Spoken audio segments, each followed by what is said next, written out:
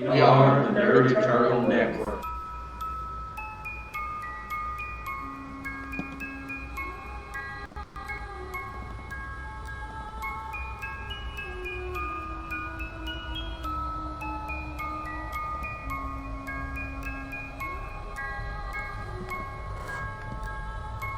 And the world will turn cold, and unclean things will boil up from the ground, and a great storm will roll.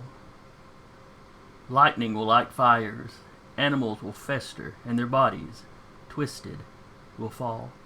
Hello, welcome to Valley by Night. Dire Bears Tuesday night campaign, which is we're doing with Vampire 5th Edition. I'll be your storyteller for the evening, Jason, from over the Nerd Eternal Network. And with me, as usual, we have Rap playing Maeve, Sarah playing Jolene, Duba playing Alexander, Eric playing Samuel, and Decca playing Blackjack.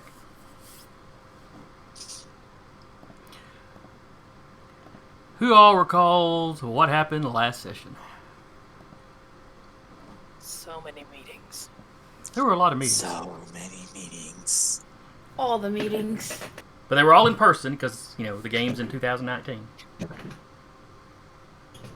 Yeah. Took me a second. I got that. Your own Zoom, and you didn't get a Zoom joke. We were on Zoom before the plague. Ooh, that'd be a good way to wrap up. You have a big Elysium meeting at the end of the campaign that's all online. I'll have to introduce a Lasombra just so you'll have a blank screen sitting there. Y'all can't tell if he's there or not. I mean, you joke, but that was my first idea for a character, was to make a Lasombra. Well, then I would have had to have gone and gotten the Chicago book.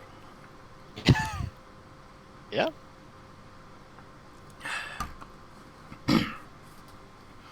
But yes, I believe Alexander met with Grandmother Dorcus. I did. Let's That was see. the next meeting we had to do. Because you called Grandma again to talk to her. Mm-hmm. Oh yes, because in the meeting last week, she showed him a book that she had gotten from the burned ruins of the Tremere Chantry. Which, of course, him being a unfortunate soul that for many years had no connection, let alone knew anything of the other types of vampires, he didn't think nothing of it. Just, oh, Samuel will be pleased to know that something of his chantry survived.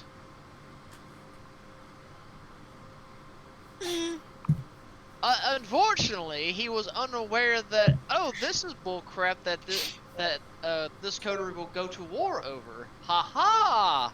Not the coterie, it's the clan. Yeah. Clan. Excuse me. Yeah. That's clan business, not coterie business. Yeah, the I'm clan not would going- go, I'm backing out. You're on your own, buddy. Yeah, that Maeve would draw the line going for... Would be draw the line like you're dragging the coterie in for a clan issue. No, honey. Oh, No, come no. on. He just wants you to go down into the sewers and fight the Nosferatu. Absolutely not. My best friend's an Nosferatu. Absolutely not. They don't.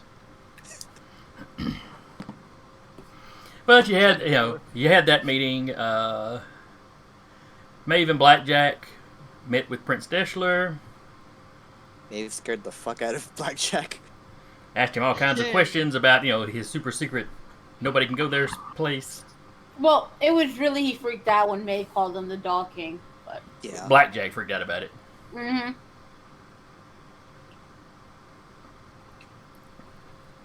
Let's see, Maeve dimed out her Malkavian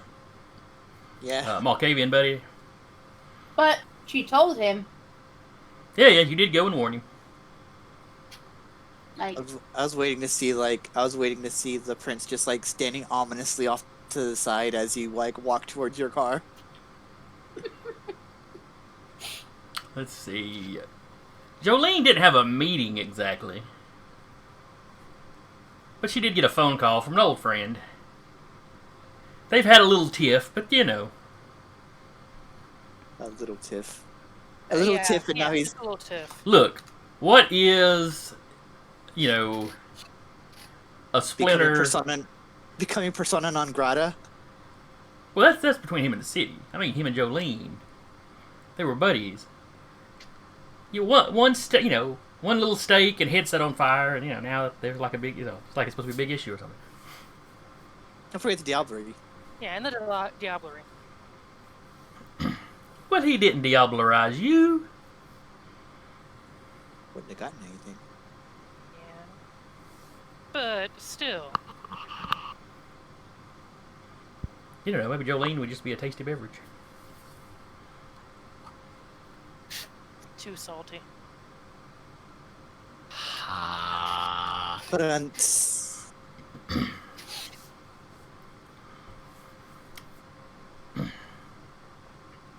Let's see.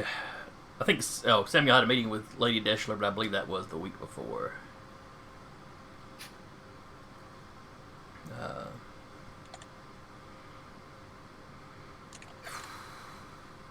It feels like there's something I'm forgetting that we should bring up. Didn't we have another? We had a code. Yeah, we had a quick coterie meeting. Oh yeah, the coterie got together and swapped information. So. And then Alexander tried to be like, "Hey, I need to borrow something from Grandma. How do I do it without pissing her off?" And like posted that on the message board. And of course, everybody's just like, "Yeah, no, you should just be able to talk to Grandma. Just ask her." Oh yeah, but one guy, what what was his name? One guy agreed to meet you somewhere. He did, and then when he mentioned what it was, he immediately just noped out like, "Nope, I'm out. You're on your own. You're on your own, son." I ain't getting murdered by the old woman. Was that Chad? I honestly don't remember what. Next campaign, when I write down somebody's name, I'm gonna write down who they are next to it, so I don't have this page of randomly scrawled names all over the place. All right.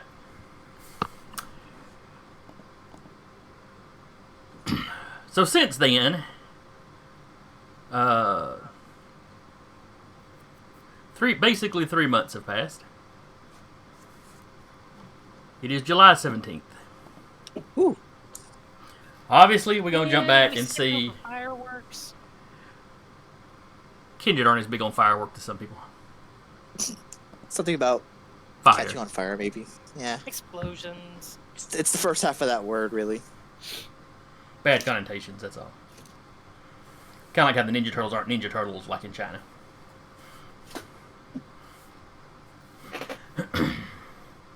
Alright. I distracted myself from Ninja Turtles. Where was I? Oh, yes.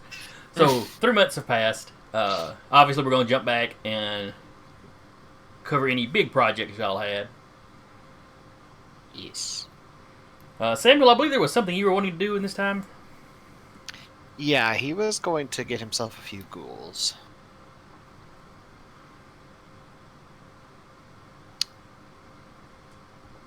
How many when you say a few? He's going to want one. And I think we want to know this one. He's going to want one as like an account manager, Oh, yes, I think we may have covered that. basically to be paperwork guy. Alright, so accountant. And basically the sort of point of contact if anybody needs to get messages to him, Mm-hmm. as opposed to just showing up and finding him. And then probably two more as sort of like kind of private security. Okay. So an accountant and basically 2 muscle. Yeah, more or less.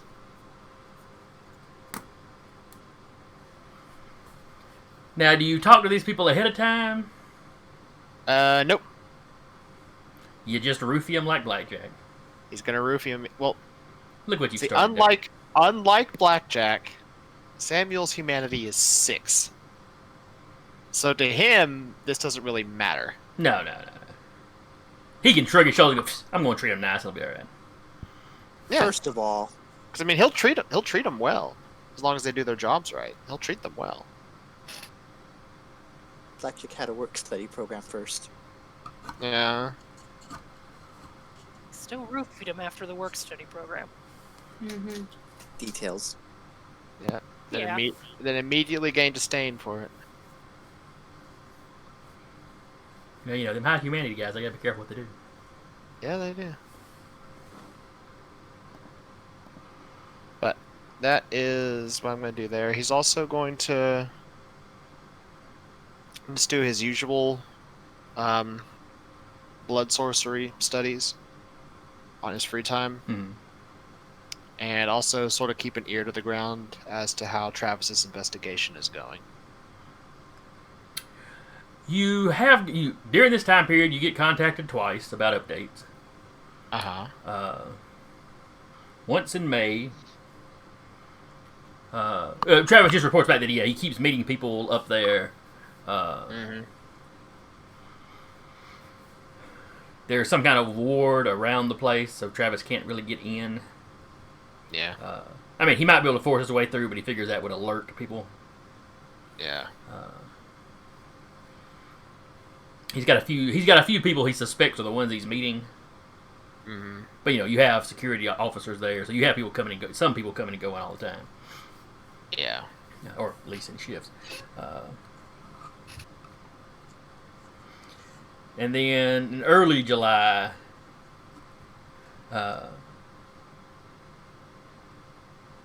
he contacts you to say, Alejandro has not been leaving the city lately. Where Alexander was keeping up with the car, Alejandro's car doesn't come up missing. What you do notice, and what you and Alexander together managed to figure out, is Alejandro's car doesn't leave the city anymore. 3 or 4 of his children's cars do. Okay, and he'll pass that on to Travis. Let him know that his child are probably leaving now. They don't all go the same direction though. Okay. It's like they leave, and then kind of go out every which way. And it's not all of them every time, but sometimes it's 2 of them, sometimes it's 3 of them. Okay. In Travis's opinion, he knows somebody's watching him. Okay. Maybe he knows somebody's monitoring the vehicles. Maybe Travis got spotted. Maybe him investigating the wards were enough to send up a warning. He doesn't know. Okay.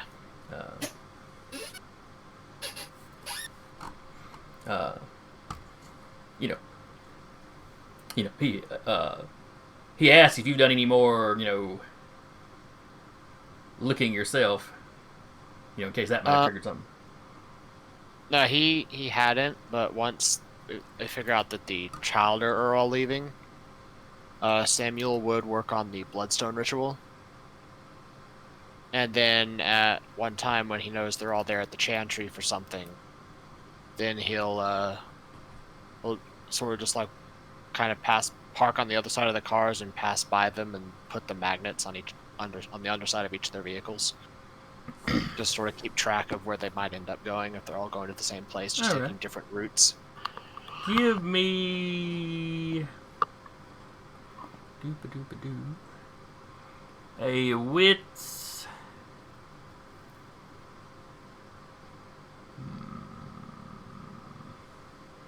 Let's see. Subterfuge is. That's probably more socially lying and stuff. Stealth. Give me a wit stealth. Okay.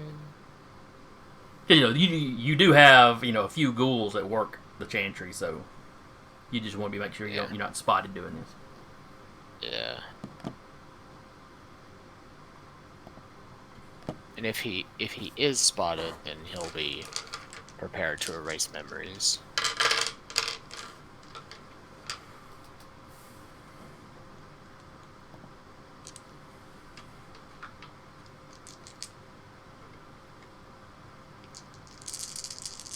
One success. Holy smokes. They too only got 1 success. Okay. Excuse And I believe ties go to the player, so. Okay. At least that's how I've been doing it. So in placing one of them, you almost get caught. You know, you kneel down and you pop it just as you hear the door open, but you manage to fake that you dropped a pin or something. Which he probably has a pin on him at all times, anyways. Of course, he's a nerd. He don't have pins in his pocket. It's just under the nice coat. Mm-hmm. Stealth nerd.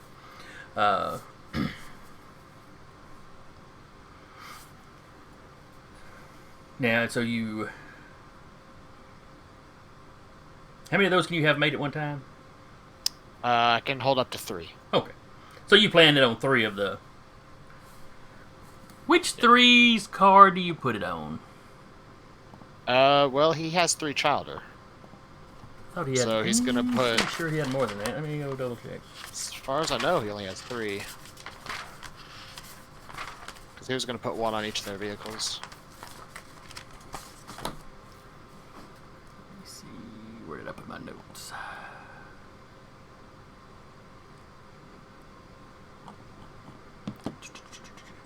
Valley by Night Codex. Let's see.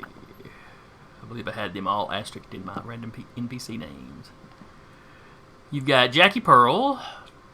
Jackie Pearl, Jeffrey Singh, and Scott Inskeep. Tom G. Wax. That's not one I've been told about then. I'm pretty sure I've mentioned him. I don't have him written down, but alrighty then. I was thinking Tom was the one he was using. No, Scott was the one he was using as his personal assistant. Okay. Yeah, that was Scott, because I have it as Cage About Demonology book being used as a personal assistant to Alejandro is a lot more on the ball when it comes to getting stuff. It's a lot more on the ball when it comes to getting stuff done lately. Did you have Andre Walker? I do actually. Yeah, that's right. I just Jeffrey Singh. had him further down.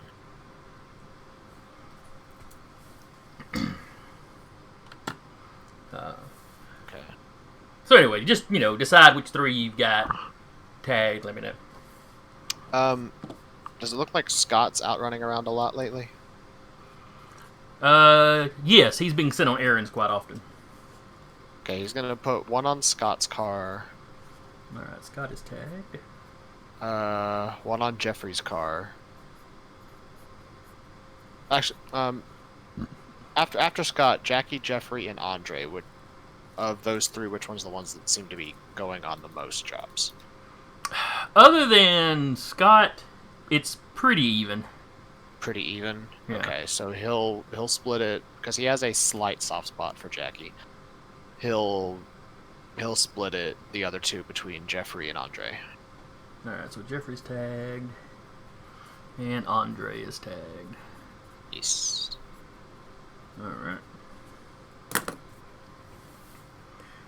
And he'll use that sort of like keep an eye as like, are they all meeting up in like the same areas? Or are they all doing different jobs elsewhere? Kind of a thing. Through the course of the first week or so that you've got them tagged, you can tell Tom is running all over town.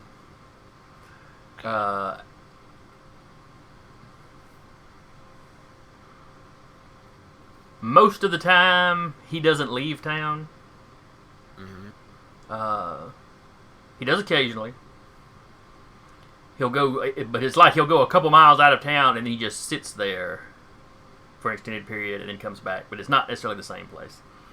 Same thing with the other 2. When they leave town, they go out just a little ways, and then they seem to just sit still, and then it comes back. Alrighty. So it kind of looks like they're just sort of sitting on the outskirts of the town looking to see if anybody's following them, kind of a thing. That could certainly be it. Okay. None of them leave town and go as far as Alejandro had been going. Alright. And they don't return to,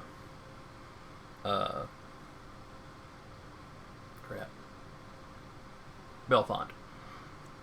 The, Alrighty. unfinished nuclear reactor. Or nuclear plant. Okay.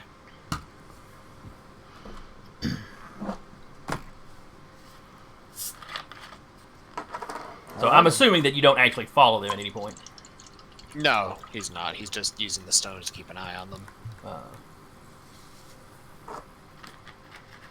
And he'll let like Travis know that that his child are just sort of like leaving and parking just outside of town, looking like they're trying to see if anyone's trying to follow them. He responds with probably decoys. If there's an actual meeting, he probably sneaks out with one of them to meet up in some spot, and the rest of them are all decoys. Would be his guess. Okay. So he'll collaborate with Alexander. Does Alejandro's car leave at any point during those times? No, Alejandro's car has not left the city since Okay. Travis mentioned to you that he hadn't been seen him leave. Alrighty. Okay. When the decoys are out running around, whoever's left in the chantry seems to go out of their way to keep you and your sire. What's his name? Henry. They seem to go out of their way to keep you busy. Okay. With questions, getting help on, nothing that comes off as particularly suspicious on its own, because they are always asking, Yeah. questions and getting help on stuff. Just with context. Right. Yeah. And he'll keep Travis informed that they're not like of the specifics of chantry business, but just that when the child are out doing their thing, the ones that are left seem to be doing their damnedest to keep him and Henry as busy as possible. He's thinking potential distractions, but Travis' response to that is good, then. Maybe your sire is not involved.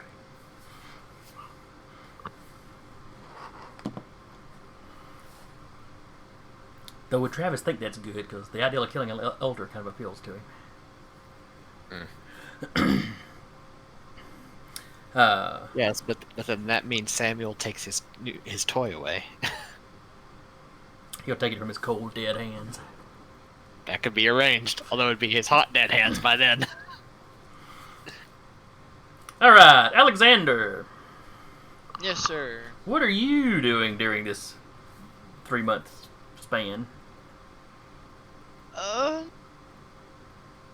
Well, much like Samuel, he has realized that he alone is not enough to keep good security tabs on the coteries, zone of control. And so he decides to gain his own unique amount of hands, so to speak. So he gets him a few ghouls as well. Do you talk to these people ahead of time? Do you convince them to take this job? Or do you just sneak around and feed them your blood in secret? Let's say as a nos? As a nos, me talking to them, unless I am essentially on the forums, like trying to essentially do a job posting and be like, hey, I got the perfect job for you. Are you interested in doing security details and keep an eye on things? Then I've got the perfect position.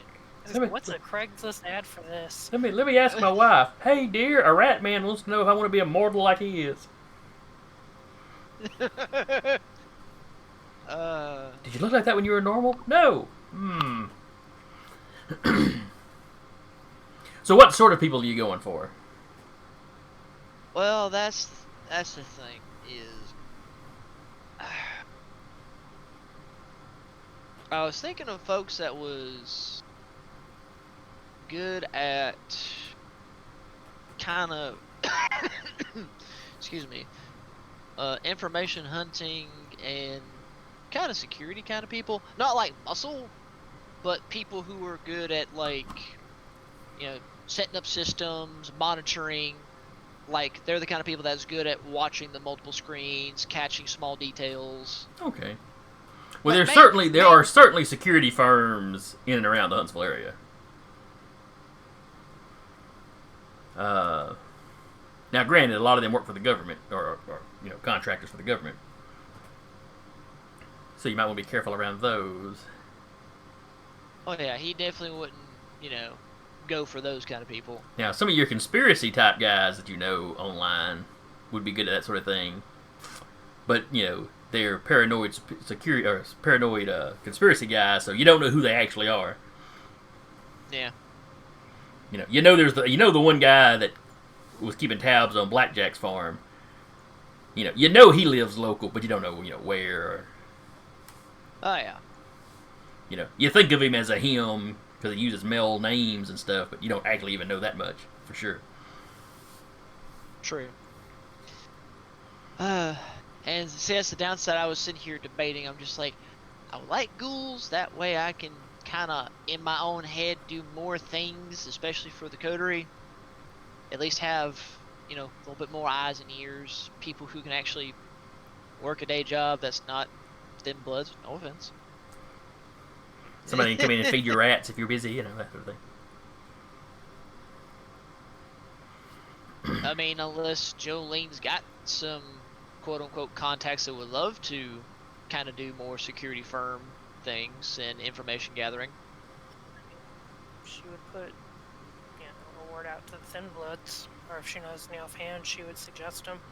None of them are really the kind of tech-savvy security that he's looking for. No. There's a couple of thin bloods that can do the muscle all right. As long as they weren't having to deal with kindred. I mean, fair. How many ghouls are you getting? Like I said, I'd probably do no more than 2, 3. I feel like 3 would be tops. Alright, so we'll say 2 for right now, and you decide to go with 3, just let me know. Yeah. But yeah, no, I don't... Doing the whole meeting thing, that's going to be a bit more of a trick, being a NOS. Now, over the span of the few months, just sneaking in, just be like, oh, time for tea.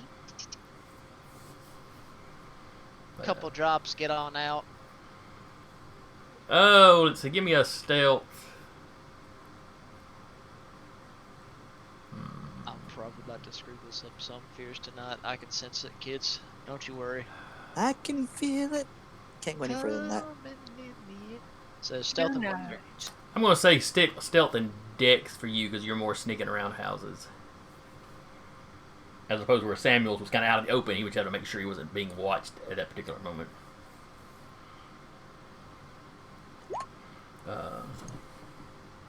And you can add your obfuscation. Because I assume you'd be using that to, get in and out and around. Oh yeah. You want me to reroll that? You can just roll a few extra dice for. Because your obfuscate's what, 3 or 4? Obfuscate is a 4, sir.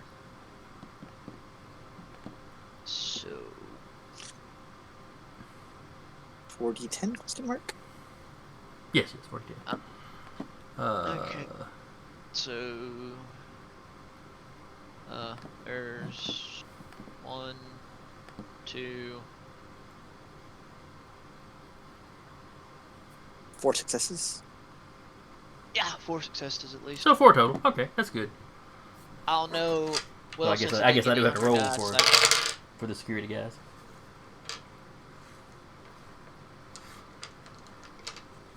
I'm guessing that 110 doesn't count as a double. No, you have to roll 2. Which is good because they also rolled a 10, but only 1 of them. So there's a few times that you almost get caught because, again, it came out to a tie. In this case, it was, you're sneaking into their house or their place of business, probably their house. But they've got security stuff set up there too. Not to the point of being paranoid. But they have a camera on their front porch, that sort of thing. Yeah, they have security things, so might as well, actually be in the know. Actually use what you do, right? Yep. Especially in the world they live in, because, it's a little bit darker and a little bit grittier and a little bit nastier than ours. Yeah. Uh, Depends on what side of town you live on. So you eventually get them all doped up. I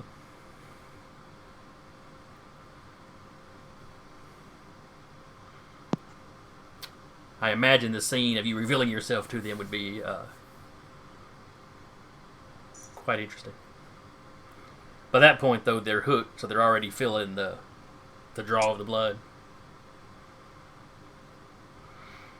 And when you explain the immortality part, or the halted age part,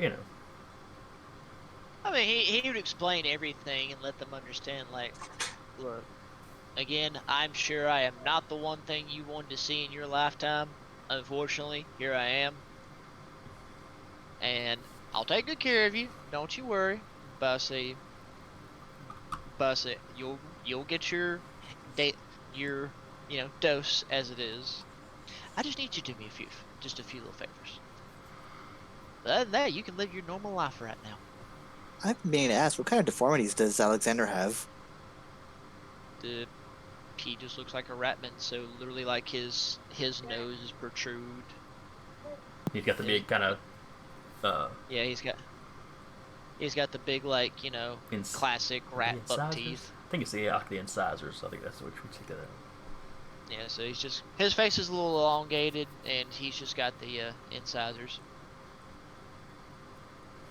So that's mainly it. Of course, gone bald, but hey, Nosferatu just that's pretty standard for Nosferatu. Yeah. And you've only had these guys for a month or so by this point, so they haven't started showing any signs of anything. Sometimes Nosferatu ghouls pick up a little something. Okay, not bad. I mean, they're not. They won't be Masquerade breaching or anything, but they may start getting body odor, or their hair may fall out, or yeah. I mean, one of their eyes may start wandering. There's no telling. And he would kind of forewarn him that he's like, I do apologize. This is probably the one clan, if you're going to be screwed over with, is not going to be the most forgiving. So if you're very vain, you're going to have to stop being that very quickly. Oh, that's the kind of people Nosferatu like to turn into full Noses. Oh, you're so pretty and you're so vain about it. Come here. I can actually see that, just like some beauty queen or whatever, so vain about her looks and whatnot. Then Nos just comes in like, "Oh, hello, dearie. You're beautiful and you're vain. Woohoo! Am I about to make your world complete shit?" That's actually one of the archetypes in the clan book. I was gonna say, isn't that what they usually do? You either get a Toreador or a Nosferatu, and there's no in between. But anyway, so you get that set up. They get their own little command centers set up. Like yours, where they can monitor everything you tend to monitor when you first get up. Mm-hmm. You got them taking shifts, so somebody's monitoring it most of the time. Okay. Yeah, no, like, my whole thought process behind it all was just essentially just get people that do what he does already, but he has multiple eyes and ears in places. And of course, if one of them has to play messenger, just simply, hey, here's a direct line to you. Bam. Just just DM him. Okay. Just DM him. So you make sure people in the city know who your ghouls are. Or a way to contact them, at least. Okay. Yeah, it's essentially like, hey, these two are my ghouls, so if you need me and you don't know where I am, or if I'm not in my usual places, just talk to them. You'll get right a hold of me. So, and yes, Deca, that is very horrifying. It really is. And to think that's been your coterie member for all this time. The only thing that would make that like more on brand is like if there's like a little bite out of one of the ears. And there is one on one of the ears. Do you not see the one that's like got the big flap, the very top of it? Oh, I guess there is. Yeah. I was busy like here where the face is. Yeah. Oh, okay. It's a picture in the Discord. I was like, what the world are they talking about? Okay, I see it now. Yeah, there's a picture in the Discord. That dear old Jolene. As always, this woman has got you I covered got a when it comes picture to for everything. She does. Alright. Maeve. What do you do? I think you're muted. I have a different mic, so I'm like, wait, okay. So she's gonna keep an eye on her Malkavian friend to make sure he doesn't disappear. During the time. And just like she's not really gonna do much of anything. She doesn't feel like ghouling anybody. She already has a dog that's ghouled. And she really doesn't want anybody knowing where she lives. You can trust your ghouls. Their free will has been broken and bonded to you. That's too much. She's good with the dog. And truthfully, sometimes if you do your ghoul dirty, they will break loose. And sometimes you have bands of wandering ghouls that just hunt vampires for their blood. Anyway, I'm sure that won't happen here. Let's hope. I mean, it totally would, but we got like less than 10 sessions left, so Would have done this earlier. I got to squeeze main plot in here. You go for a month and can't find Jack. Okay. Then she's gonna message him. During that period, you do not get a message. You do not get anything back. And this is essentially, if you start from like the last time you speak to him, it goes a month before you see him again. And when she does see him, she's gonna be like, "What happened?" Oh, I was just in a long meeting with the prince. I'm really not supposed to talk about it. For an entire month? It's a really long meeting, but I'm not really supposed to, tell you about it. It's pretty great seeing you. I really need to go.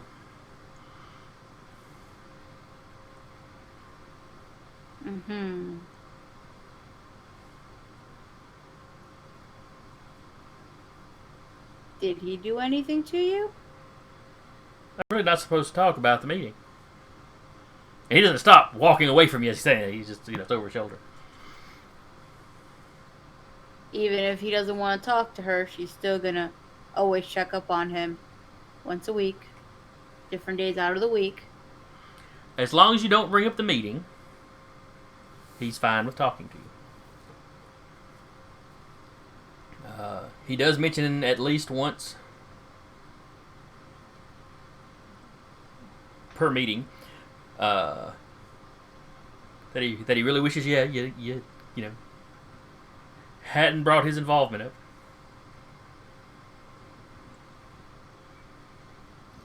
He doesn't tell you to keep his name out of your mouth because he's too old to know that phrase, but you get the impression he's a little miffed. Of course. Here he is trying to warn you and you dine him out to the prince. But she warned him. It was either that or the prince was going to kill her, stake her, so he got information. I only sold you out for my own good. It's true friendship there. True friendship. Typical vampire activities.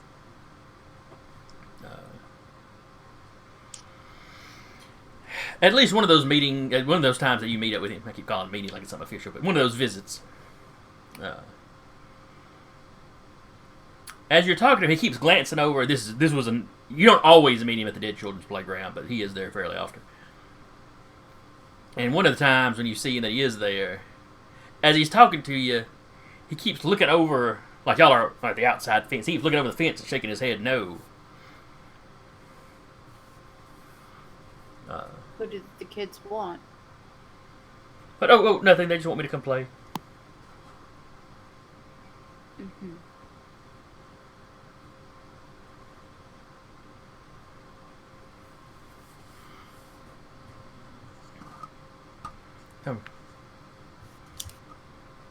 Well, I mean, they're a little agitated lately. Why? He stops and thinks. Well, I guess I can talk about the children. I'm not supposed to tell you about any dreams I have, but I could tell you about the children, I guess. So that's what the prince told you.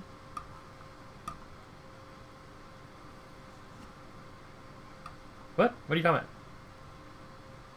You can't talk about your dreams with me. Or the meeting.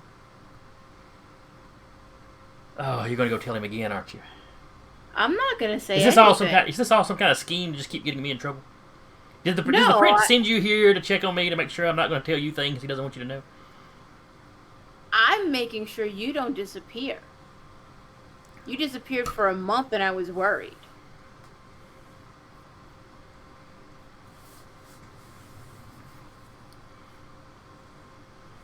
No, I think maybe we need to take a break. I mean, I haven't seen the prince since that one time. He's probably got people watching. But The we're children have talking seen a about- shadow that flies.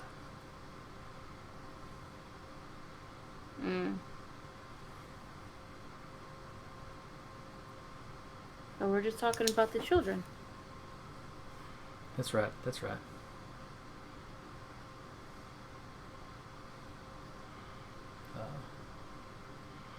They keep talking about the dragon. Oh wait, I'm not supposed to tell you anything about the But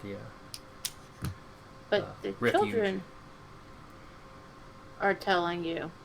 Yeah, but they're still telling me about the refuge, and I'm not supposed to tell you about the refuge. Oh, you're gonna get me in so much trouble. So why are the kids worried about me so much?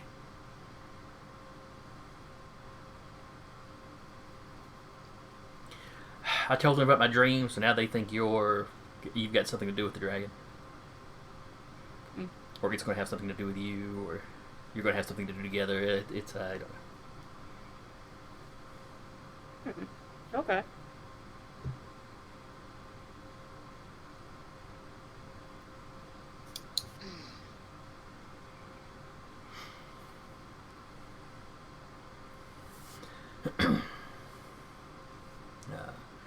And then he kind of cuts that meeting short. He's starting to freak out. He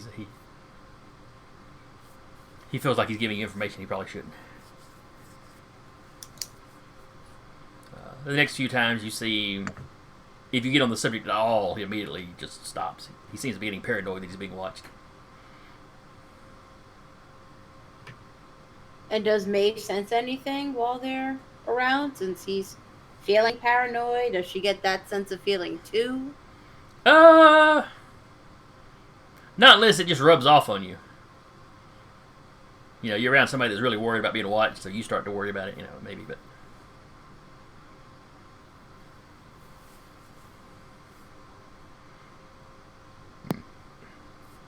and then the next time you go try to find him, you can't. Oh.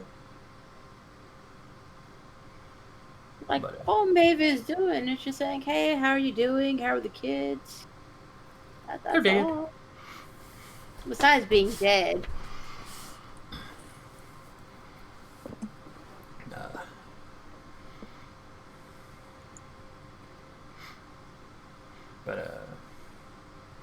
No, he doesn't disappear forever, but you go another week or so without seeing him, and then he pops back up. But at that point, he absolutely will not speak to you if you do anything other than small talk. And he really kind of keeps an eye on the sky.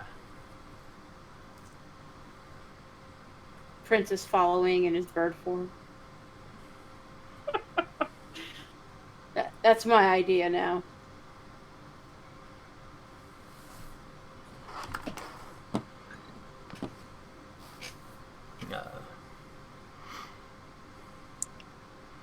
So other than keeping up with Mr. Babbling Brooks here, is there anything else that she does other than typical run of the mill, go to work, hunt? Probably message Colin if he's still gone, as he was going to Decatur. Now he's been back in and out of town a few times. Okay. Still using Huntsville as his home base. From what you gather talking to him, he still hasn't found whatever it is he's looking for. He claims to have found, the ruins of the Decatur Chantry, but he talks like they've been picked over. So,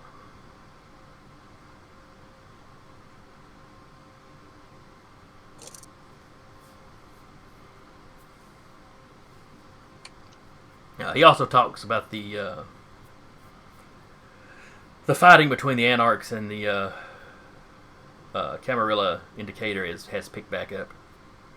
And you see news reports of gang violence going on down there. The police don't know who it is that's gotten into it with each other, but there's clearly two groups that have gotten into it.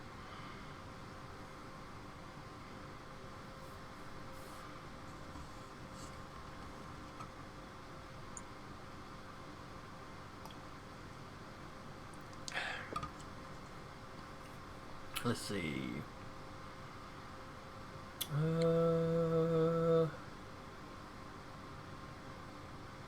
Who have I not? I know I haven't jumped to Jolene yet. Is Jolene all we got left? And Blackjack. Oh, that's right. We brought his ghouls up, but he did that last time, didn't he? Mm-hmm. Blackjack. Oh, that's right. Cause yeah, okay. Yeah. I remember what you were planning to do. All right. So, what are you doing in these 3 months?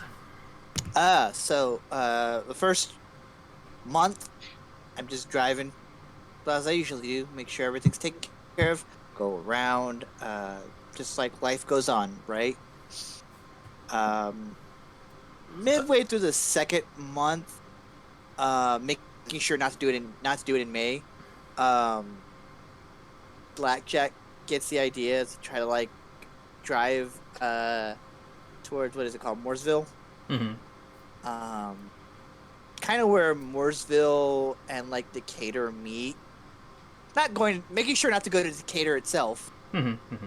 but kind of just increasing his search range, as it were. But staying in what is technically Huntsville city limits. Yes. For those of you Be not very familiar, careful to stay within Huntsville. The city limits of Huntsville, it's like, if you look at the outline, it's like an octopus. Oh God. It's like they just run these little feelers out, and then encircle areas they want. That's terrifying. So where Mooresville is a good, 20-25 minute drive from the real, what you'd call, city of Huntsville. The city proper. Yeah. The city limits snake down that entire highway almost to Mooresville. And Mooresville is an extremely small town. Doesn't really have any more area than what all the houses and post office and stuff take up. I'm also at the same time, I don't know where the ward is, but making sure I don't hit that ward for what's his name. You had to get up off the highway and actually approaching Mooresville proper. Okay. It's the same general area that Greenbrier's in. Greenbrier's on the other side of the highway, which is where y'all had the big fight with the. I don't want to have to oh, my coterie has to come find me now, because I'm the vampire in the area.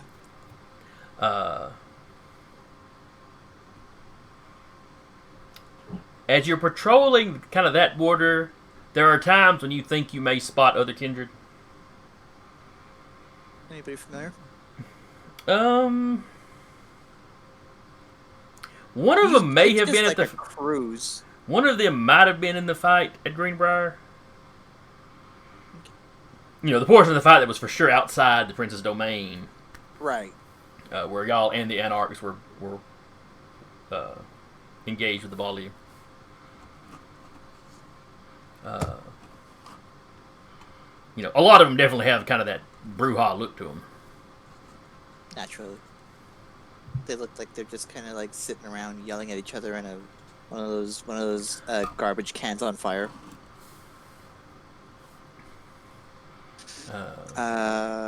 maybe a couple nights of seeing that. One night, 2 nights. If it turns into a pattern, then the 3rd night, that's when Blackjack's gonna be like, "You got this, buddy," and he'll go associate with them. He's gotta hype himself up first. And as I'm there, I will activate awe. Oh. All right.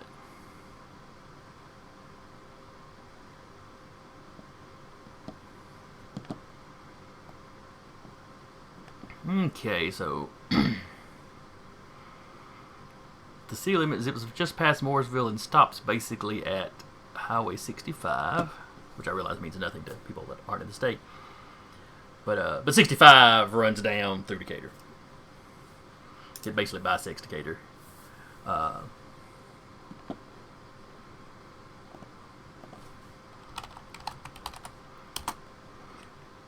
So you were talking like you were not going to enter the Decatur city limits. Correct. As I am totally not pulling up Google Maps right now.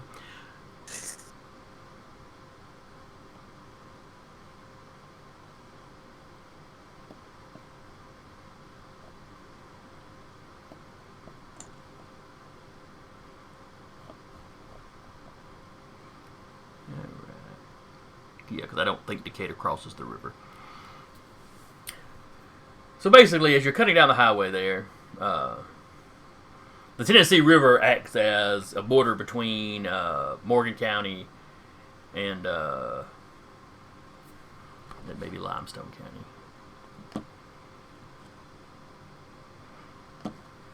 And it's also basically the northeast border of Decatur.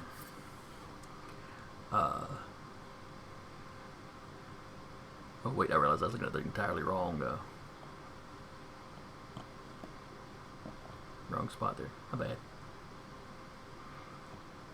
Let's see. So shortly before you get to the Tennessee River, really it's on the Tennessee River, there's a small park called Day Park. Huh? And this is where you see the guys with the Brewha looking guys with the barrel o' fire. It's canon. Now, in real life, they keep a bit of a closer look. The police and stuff keep a bit of a closer eye on Day Park. But here, yeah, nobody's trying to venture there at night anyway. So it's a normal World of Darkness type thing. Yeah.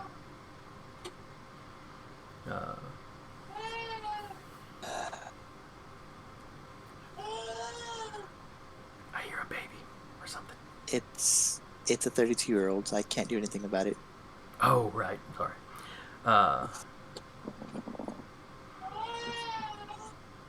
But where was I? Oh, yeah, State Park. So that's where you've been seeing them. In Day Park, I don't think it's in the city limits, but it is technically in like the police jurisdiction. But like I said, it's like, is it like a midpoint? As you cross the, you got the Tennessee River. Decatur's kind of on the south end of it. Day Park is just on that north end. Okay. It's like ever so close. You got a big bridge. You could and a marina. Land indicator. A lot of people, if they're going to fish in the Tennessee, will launch from Day Park. Mm-hmm.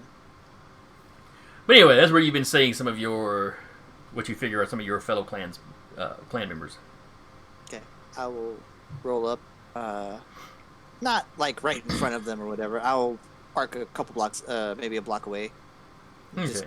Just do a jog, like I'm jogging, because this hasn't happened in a campaign before. All right, so you park on the side of the highway out of view. Yeah. Because in this little stretch, there's not much there other than the park and the highway running straight across the river. I'm just maybe like under like a bridge in the where the highway is.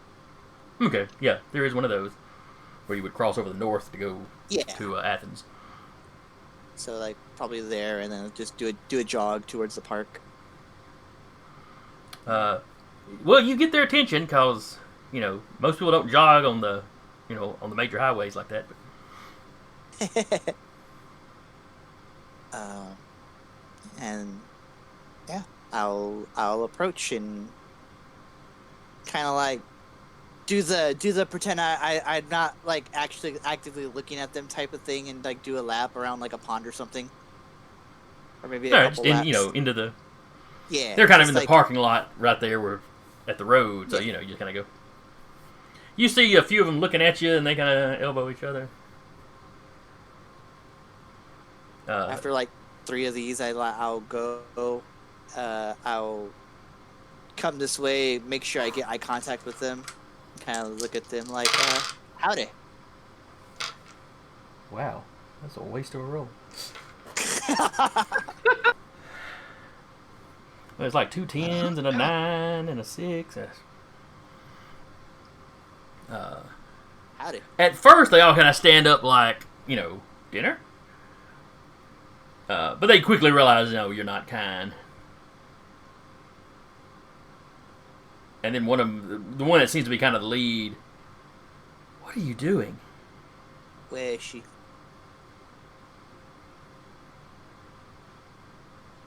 Excuse me? Where is she? Boys, we seem to have someone here who needs to be taught manners. I activate prowess? Question mark? Oh, okay. I forgot. I forgot you said it earlier that you were going to activate prowess as you ran in. No, I had all. Or all, I had excuse all me. up. And what does all do again? It just makes me seem more affable to mortals, but it doesn't. I think I have to actively try to win over Kindred, but it gives me a bonus to do so. Okay.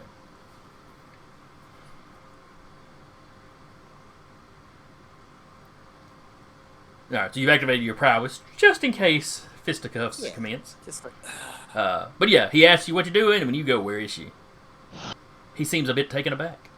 Almost offended. nah, we don't have to come to blows. But that is a decision y'all can make as a group. I don't want to fight, but I'm just asking where she is, and judging by your reaction, you know exactly who I'm talking about. Actually, he's like, no. Nah, bro, I don't have a clue who you're talking about. You wouldn't have tried to take a swing at me if you didn't know. No, I'm taking a swing at you because you're being a rude asshole. He's a brouhaha. What are you doing here? You ain't jogging. Kindred, don't jog. You don't know what I do. Nobody jogs on the highway. What are you doing That's here? fair. I mean, I asked you a question. You've ducked and dodged it like 3 times now. I don't know who you're talking about. What her are you looking for? I think her name is May.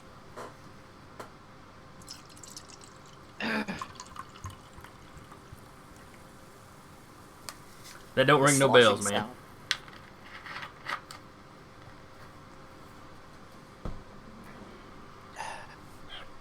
When he says that don't ring no bells, one of the other people there kind of leans up and...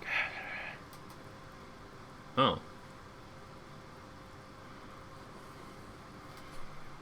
Okay, he may know who you're talking about. What do you need her for?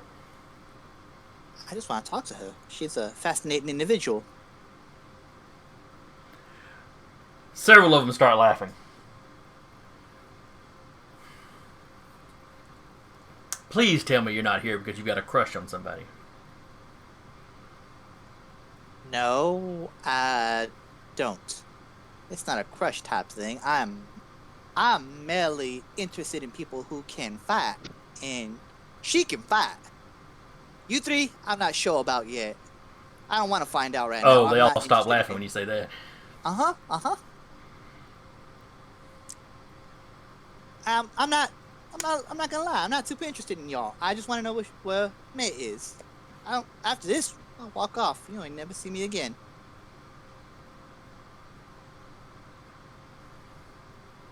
What clan are you? Yo clan. Kind of figured. I tell you what. I'm assuming you must be from either Huntsville or Athens from the direction you came. Sure. Neither one of those are exactly friendly with us. I'm not worried about them.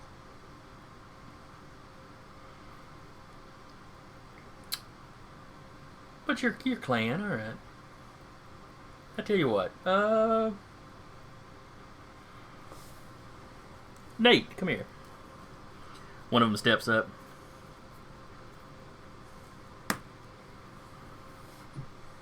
You can whip my boy Nate here in a fight. I might be able to, ask May. If she wants to come talk to you, we can't make her do nothing.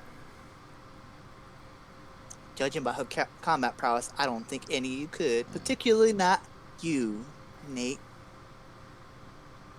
Oh, he's like, oh, bro, it's on. Starts taking his jacket off. Let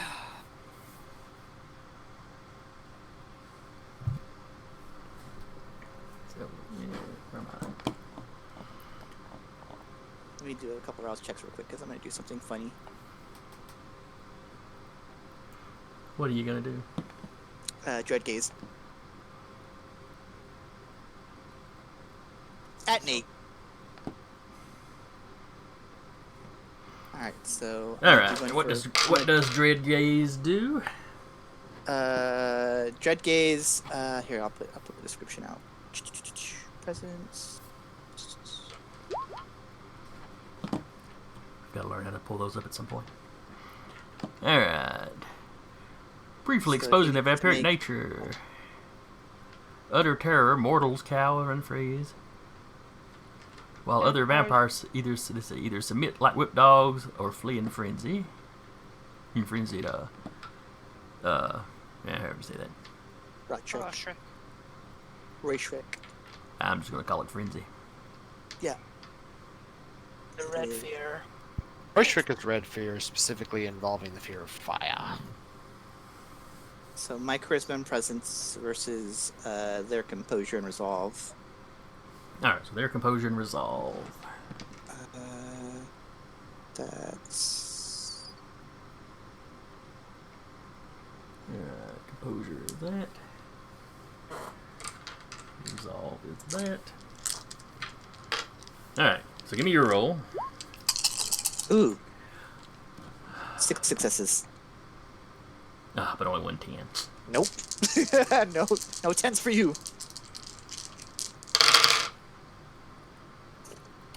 On the other hand, he has 10s. Ooh. And I do mean 10s in plural. Okay. Unfortunately, only one other success other than those. So he got 5 total. 6. Let's see.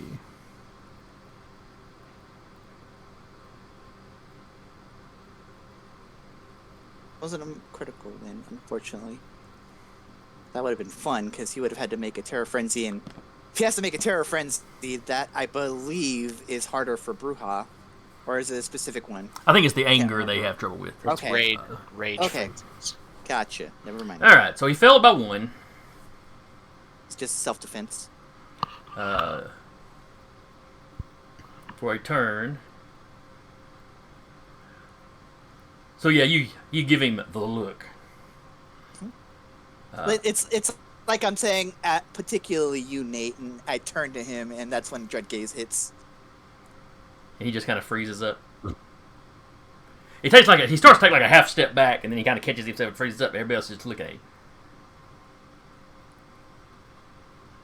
And then, 2 of them kind of, several of them reach out and just punch him in the arm. I said if you, the speaker looks back. I said if you could beat my boy Nate in a fight. Oh no, that's coming.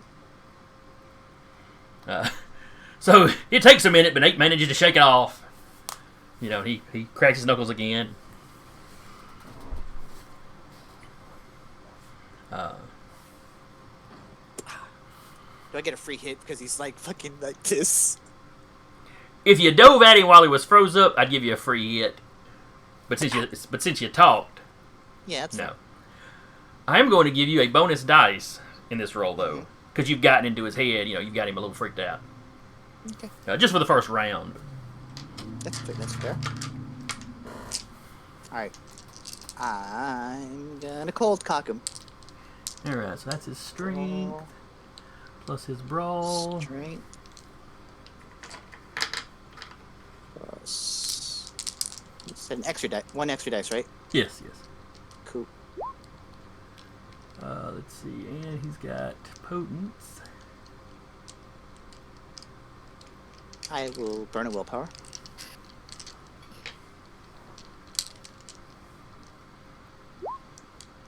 Six successes again. Listen to those dice. I'm not afraid of them. I'm a Bruja too. What do you mean?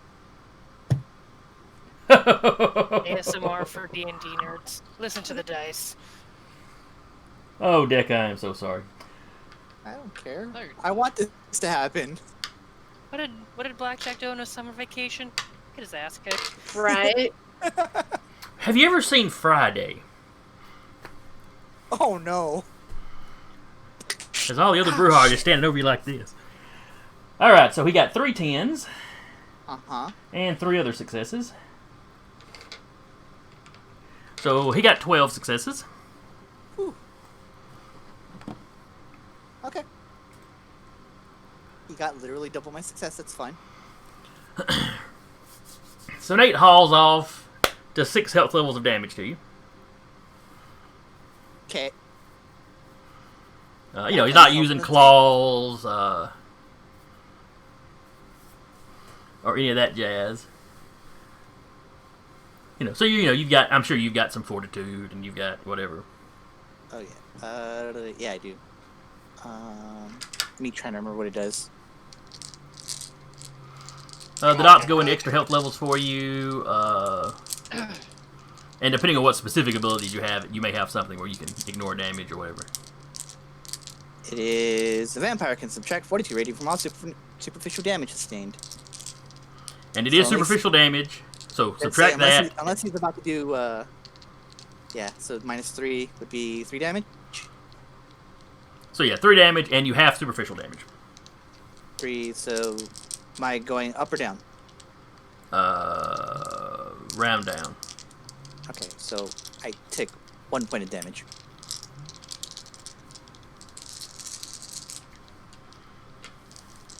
Okay. Alright, round 2. And we're not going to do more than 3, it's going to be the 3 rounds and out kind of thing. So he got a good licking on me, that's fine. Oh, this could be your chance, because he did not do... Straight. He rolled a Dapupa that time. 4 successes. He got 2. My turn. But, he's got some fortitude. Yeah. And all that jazz. So he doesn't wind up taking, And in the 3rd round.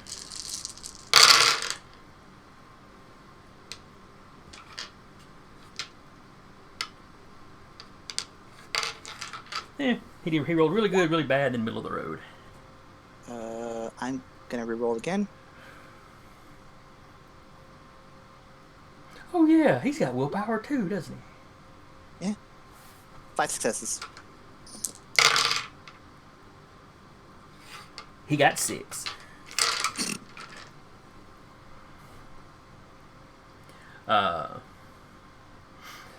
So y'all spend a few minutes circling around. You're popping each other. It's just like the worst fight between tanks. It's like a paladin versus paladin fight in World of Warcraft. I don't know the nerd stuff you're talking about. What does your shirt say again? It implies that I'm a very old nerd. Uh-huh. Look, man, I only played World of Warcraft up to the free levels. Okay.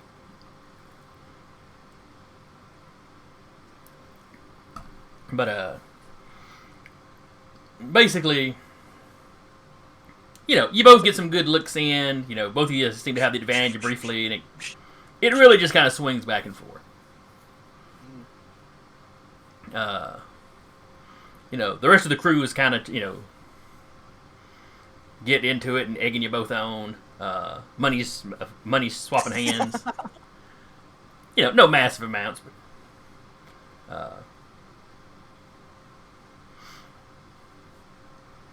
but shoot, I forget, what did I say he rolled that last time?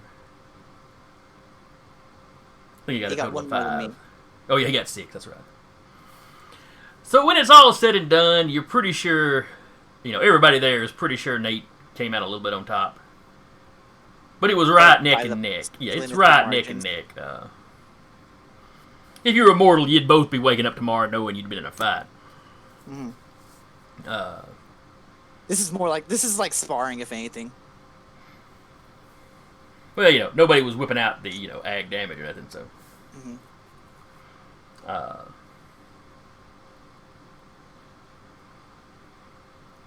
And, when y'all finally kind of wrap it up, the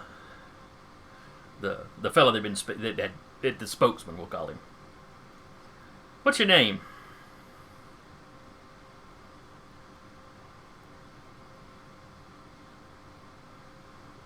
Call me Mulligan.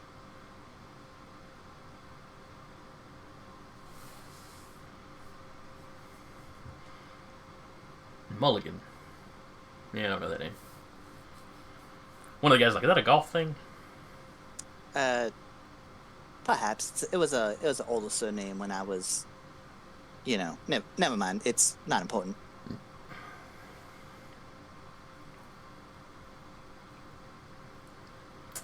I tell you what we'll do for you, Mulligan. We'll let May know that you want to speak with her, that someone named Mulligan wants to speak with her. You can tell her it was the Bruja from the Bali fight. Oh, the one in Greenbrier. Okay.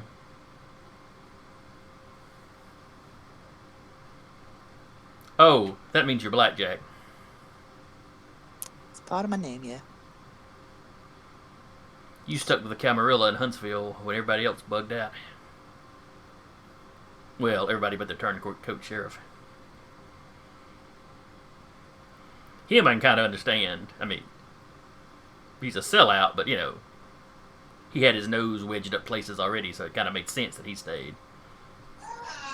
What are they doing for you?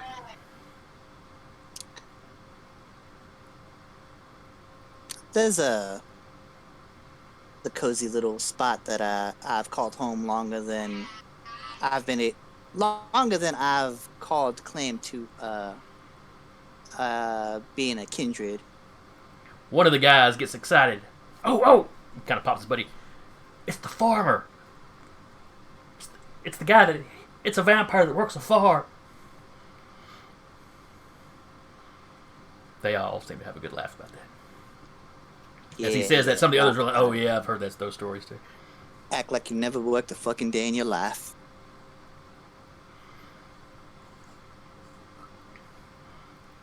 Hey man, I used to work fast food. That kind of sucks.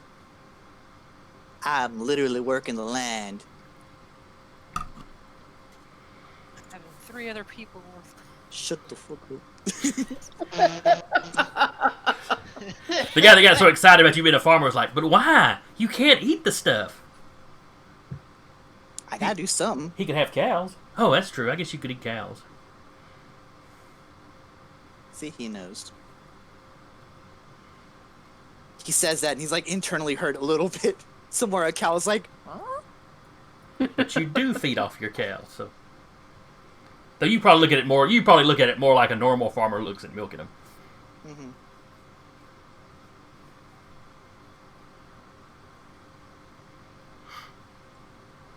Does she have a way to get in contact with you?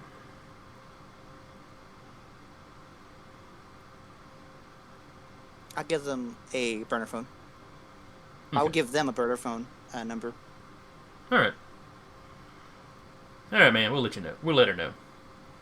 I appreciate it. And Nate, I'm sorry what I said about the heat and battle. You can actually throw a pretty good punch. You did alright.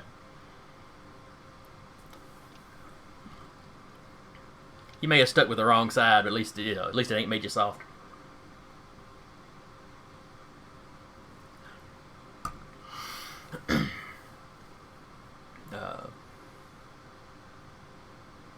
You leave at that point, I assume. Jog back, do another lap, and just jog back. Why is he jogging? Working Then your they see muscles the- doesn't do anything for us. And then they see the old fucked up truck, and they're like, "Oh." Yeah, you park far enough down, they wouldn't see that. Anyway, you get a text. It's on the phone when you get up the next night. Mm-hmm. What do you want?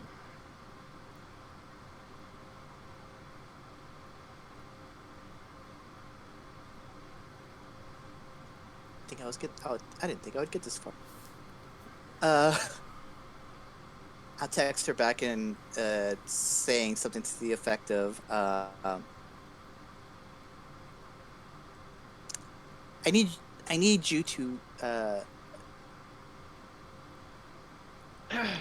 see something, I guess is how I will phrase it. Sorry. I just got this sudden image of you following that up by sending unsolicited pics. But anyway. Absolutely not. Absolutely not. Don't do that if you're listening on stream. That's bad. That's bad, guy. What do I need to see?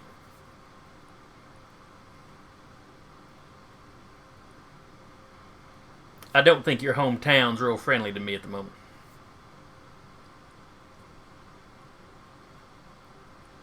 I mean, I met your friends at Day Park. Can meet you there.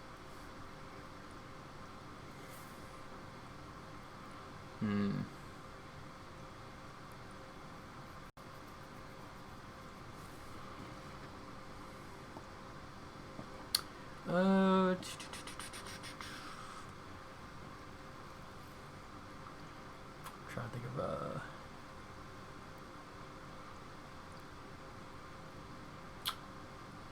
meet me.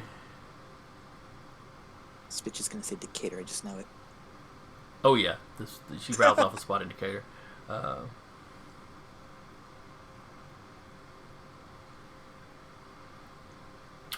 to think of a good location that's out in the middle of nowhere.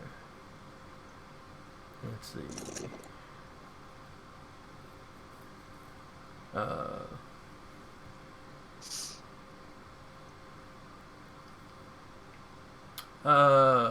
Meet me at, let's see, she gives you an address on Bank Street in Decatur. It's the old, she tells you when, sorry, I'm getting, she gives you an address on Bank Street, tells you to meet her. It's an old, it was a credit union, the old Wolverine credit union before the plant shut down. It's just an empty building now. Some of her folks use it as a meeting spot, but nothing's going on tonight, so you can swing down. I will ask. I'll text. Can it just be the two of us? I don't have anybody. I'm just requesting the same courtesy. It can be just you and me inside. That's fine. The Duke is going to have a few people stationed outside to make sure that you That's fine. That you aren't plotting nothing. No, of course not. All right, meet me there then. The Duke is formally giving you permission to enter his territory. Oh boy. I don't text that. I'm saying that as a player.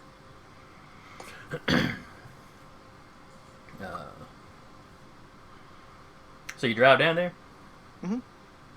Do you tell anybody else you're driving down there? Blackjack is gonna get a rental.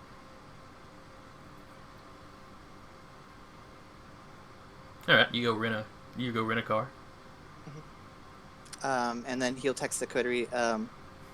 Have some business. have some business to take care of for the day. Just text if you need me. For the day or for the night? Night, yeah, sorry. Force of habit. The player's force of habit being not a vampire. That we know of. I don't know. I've seen him fiddle with his window with the sunlight coming in, so I'm pretty certain. He hasn't burst into flames. Okay. Though if he was a thin blood, Either that, or he has Gokanda. I don't know. He gets agitated about stuff. I don't think he's got that much inner peace. Art imitates life. Alright, so you basically drive down into Decatur without telling the coterie that you're going down into Decatur. Yeah. This can only end well. Nothing is going to go wrong. Nothing. This will be fine, guys. Got a backup character, I'm fine. Ghoul's just like, I haven't seen this guy in like a week.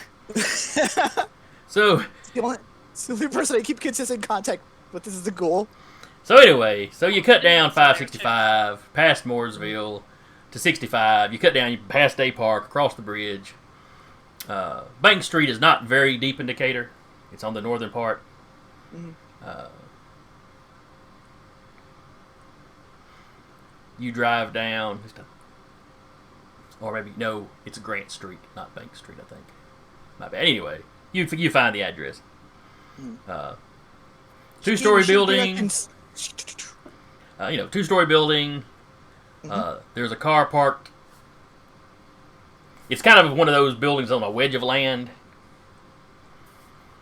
You have the main road, and you got another, a smaller road that goes back and hits several of the plants in the area. Probably park on the opposite end of that. Okay. Where they're parked, I'll park on the opposite end. But there's a one car parked kind of at the point. Mm-hmm. Furthest from the building. A couple of guys are out and propped in the car. You recognize one of them as the spokesman from a day park. He's not paying your car much attention until it turns in. It's like maybe he was looking for the truck. But he straightens up. When he sees it's you, he just gives you a nod. You can look me over. I ain't got nothing. No one's with me. Yeah, he just gestures for you to go. Now, as you're walking up to the door, the other guy with him walks over and kind of glances in the car, like he's making sure there ain't nobody else. Nobody's in there. It's just me. All right. Goes inside. Doors are unlocked. You walk in. The building's more furnished than you would expect for an unused office space. Maybe the Duke's been using. Well, she mentioned to you that they used it for some stuff. So clearly they've been using this for some kind of maybe it's an Elysium, or something. As you go in, there's a light on in one of the offices. You've got the lobby, where the cashiers or Tellers, thank you, would be. You can see the vault door. It's wide open because there ain't nothing in there now. right? And then on the opposite side from those, there's 2 or 3 offices. One of them the light's on. You can see Maeve sitting behind behind the desk. She sees you when she comes in, gestures. Yeah, I'll go in.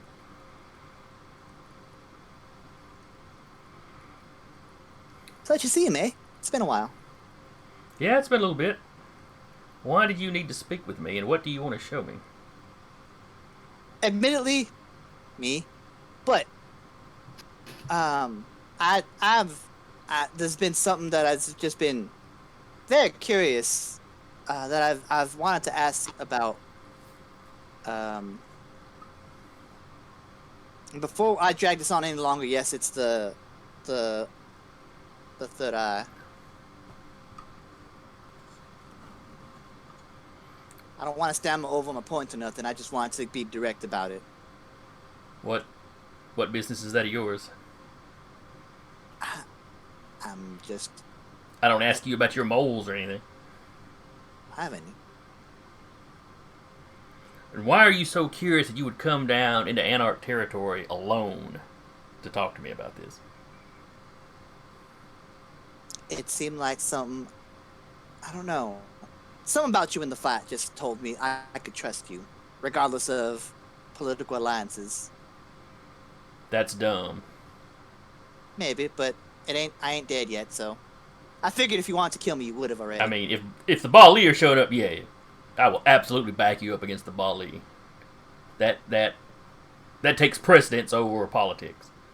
Of course. But I am an Anarch. Okay. I would like to see the Camarilla burn. Let me just be firm there. Kind of like looks at you, just like shrugs.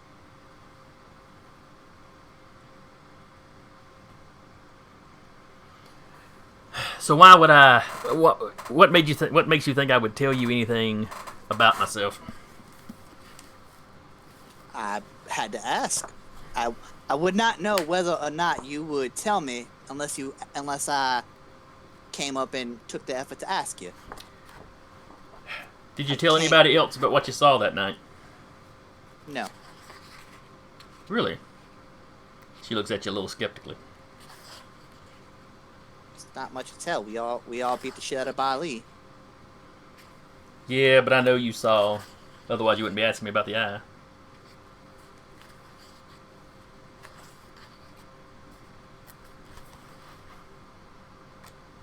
So I guess if you'd mentioned that to your Tremere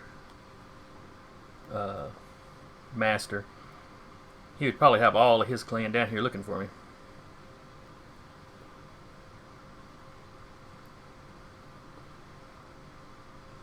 Knowing the fact that Samuel saw it. Actually, I think Samuel had his back. She had her thing back on by the time you were done setting. He saw it before they left. Did he? Mm-hmm. He just didn't do anything about it. I was thinking you had been distracted with the whole setting Eddie on fire thing. That you made me roll for it, and I succeeded. Okay. Let's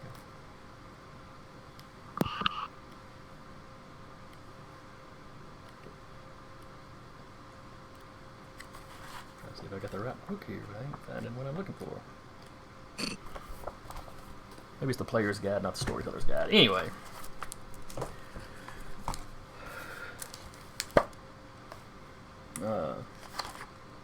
Yeah, that's what it was. Anyway, so you're asking her about the eye. Mm-hmm. It's just a mark of my clan. Well, of anybody that moves along the path of our discipline enough.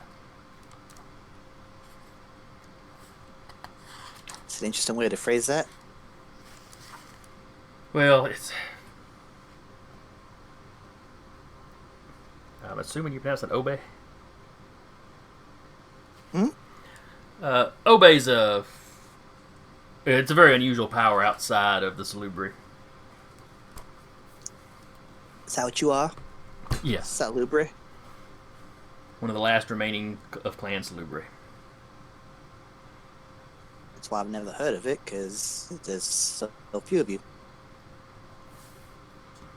Our numbers have been declining since around the formation, shortly before and around the formation of the Camarilla.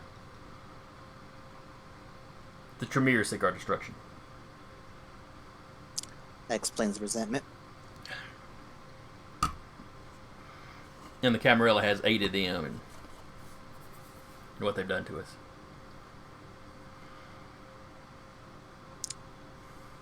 I just feel like there's some, I don't know,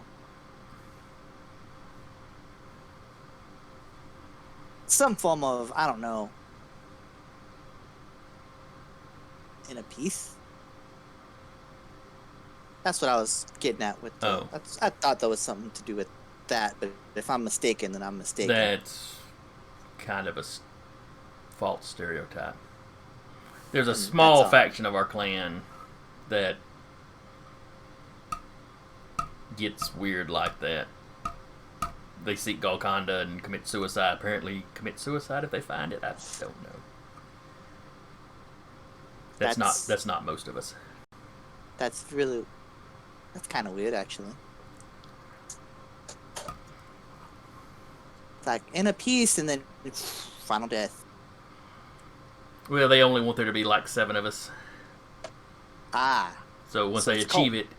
it, it basically is. Gotcha. The rest of us have come out of hiding and joined the Anarchs. Well, excuse me. A lot of us came out of hiding and joined the Sabbat. But you joined up with the Anarchs. Yeah, several of us have started drifting over this way. The Sabbat's a little too extreme. Hardline. Yeah. It was a enemy of our enemy situation. The Anarchs is much more to our liking. Plus, I have no desire to run to the Middle East. Yeah, neither do I. Any kind of horror story anyone got over there, I'm not interested. Let the olders among us go out and do whatever they do over there.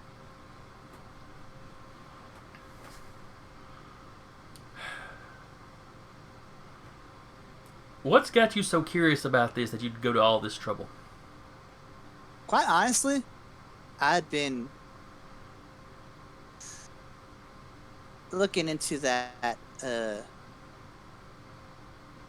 a piece myself. Not in the same cultish way that that offshoot of your. If you're wanting to look for Golconda, I am not the person to come and ask. Well, I mean, I didn't even know what you were until like a second ago.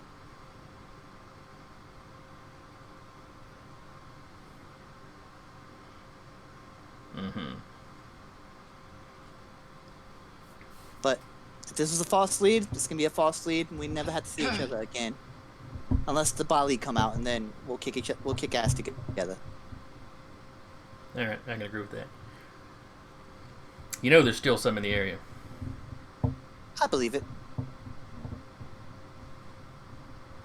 There is something under your city that they're interested in. They're gonna be very stubborn about it, and we're gonna.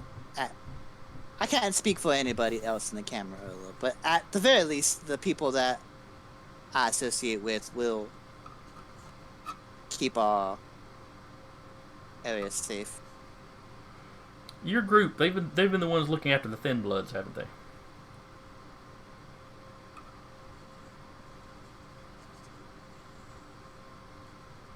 For some of it, yes. Some of it has also been thrust upon us. But yeah.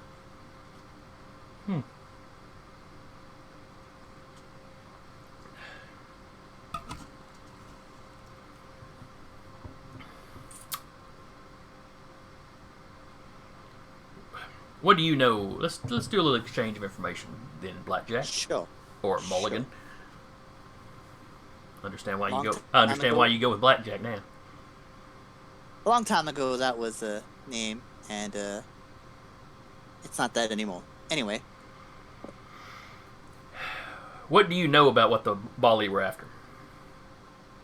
I don't really, to be honest. I've gotten clips and phrases from some of my associates that are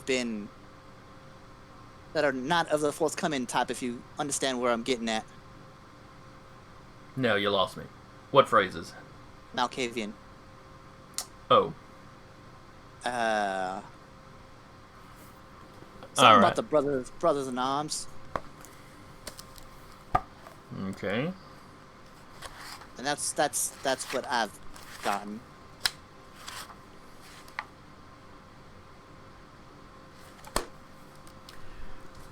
Is that literally all they said?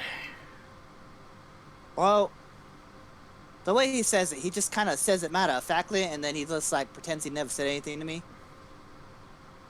As Malkavians, you know, I love them, but also all specs can be tricky for the best of us, and when they're trapped in their own minds like that, yeah. Yeah. Because I didn't dime mine out. Do it now. I'm just kidding. It's like, at least I didn't dime mine out. That's true. No, I'm kidding. But You would have dimed yours out if the prince asked you. Or told you to tell him. We'll never have the answer to that.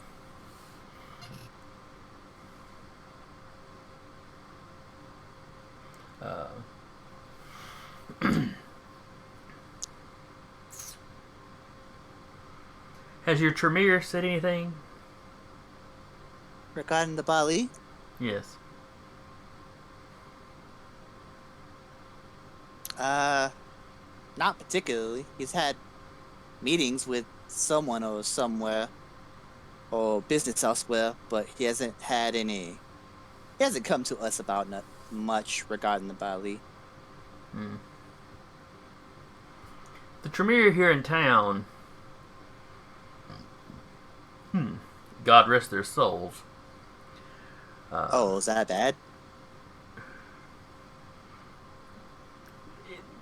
Yeah, they died hard, but Okay.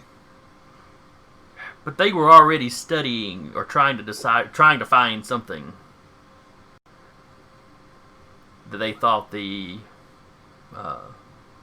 Grand Poobah or whatever they call their leaders and their little cliques, that the one in Huntsville had hidden. Interesting. Was yeah. this before or after the? Well, I found out about it afterwards, as I-9 were sifting through the wreckage. Sure, but was whatever they had hidden before or after the Huntsville? Quite a while back. I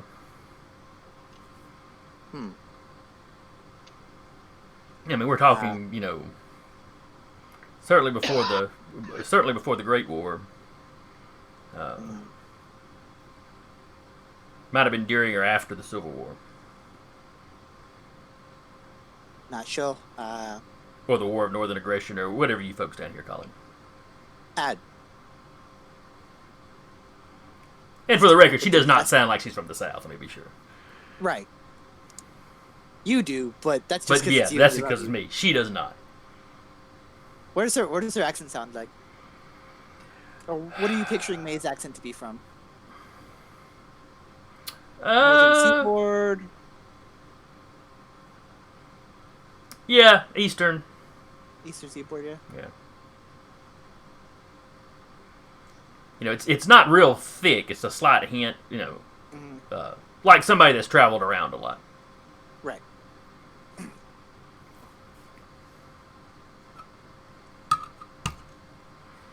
So, do you happen to know where those Bali are? No. That would have been too easy.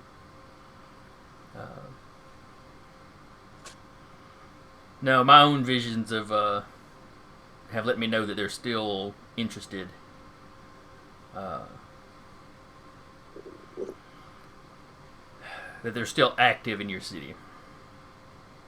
Aha. I've tried to get the Duke here to put more resources on it, but he's got a war to win, so he's given me he's pretty well given me free reign to do what I need to do, but that why you went jogging every now and again? I don't forget a face. I was simply going where my visions led me. Sure. And that area did turn out to be somewhat important. At least the Thin Blood seemed to be clustered there. All I know is they seem to be taking Thin Bloods and doing God knows what. Flaying them, probably. Yeah, there was a lot of flaying.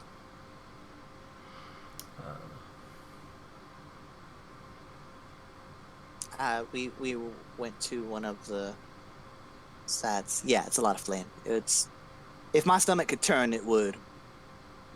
Yeah, there's one advantage we've got at least. Anyway, the warlocks here in town were convinced that that whatever it was they were stashing under your city was old. they weren't sure that if it was a creature or an object or what it was. They had some honest-to-God clay tablets that they were studying. Clay tablets, like Mesopotamian old? She seems surprised that you know that word. Yes.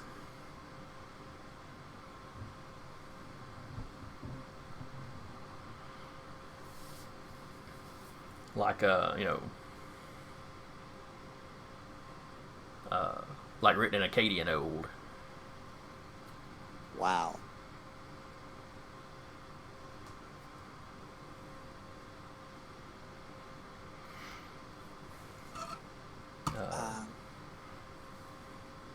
None of us, we don't really have any sorcerers here in town that could tell us anything about it, though.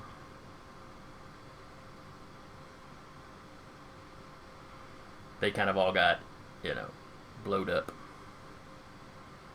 burned up, staked and left in the sun. As you do. I get the point.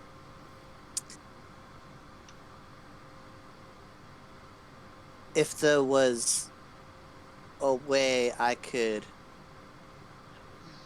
send something to, as you called it, my Tremere, I would have him study it.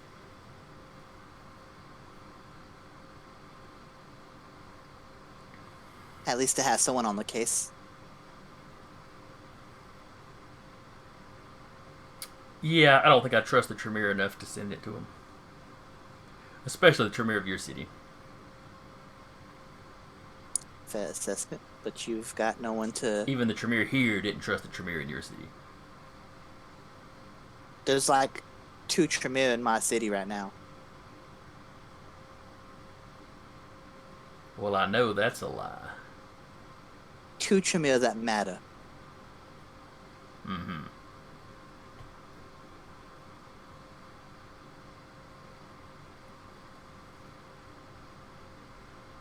No, I don't think I can. I don't think I can risk it.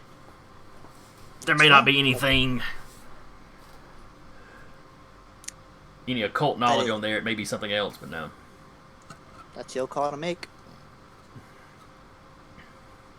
I just know it'd be an immediate like problem solver because I know this person to be like that. Maybe he'd like to travel down here and look at it.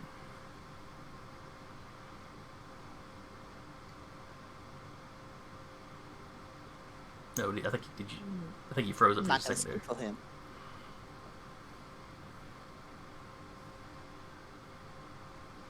Well, feel free to ask him.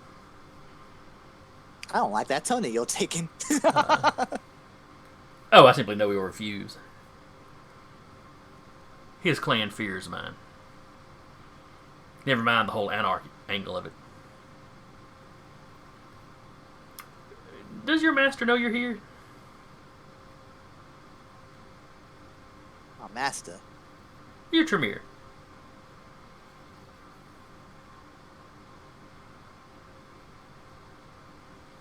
No. You're not real concerned with the Camarilla, are you? I'm concerned with the people in my immediate vicinity, where I lay my head. You're tight with your coterie. Your coterie is your family. That is admirable. If something were to happen to the upper echelons in Huntsville, how attached is your coterie to them? Again, can't speak for them. You might start feeling them out.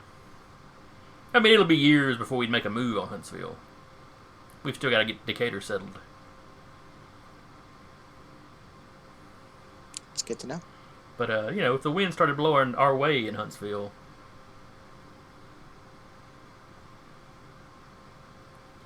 what would you think of, you think you could get your coterie to look at things more our way? You really think, Anarchs would trust Tremere. We have a few that are drifted in. Mm-hmm.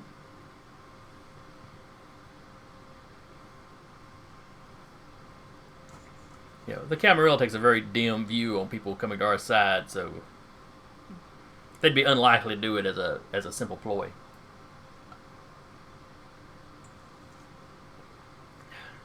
Just something to think about. I can't help but think that you might be more inclined to our way of thinking.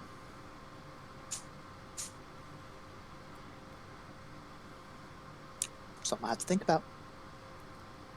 All right. I had to make the pitch. Union rules. It is admirable.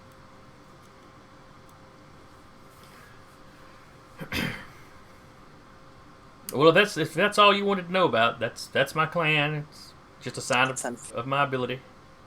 It is unfortunate, but maybe not unfortunate for you, of course. You are still a skilled combatant, and I do appreciate that. Now, that's another thing I want to come personally and thank you for your assistance. Oh, like I said, the Bali are far more important than political squabbles. I agree. I didn't know y'all had it. I didn't know you had Assamites in Huntsville. What they are? The Banu, she's like, or the Banu Hakim, or whatever they're calling themselves these days.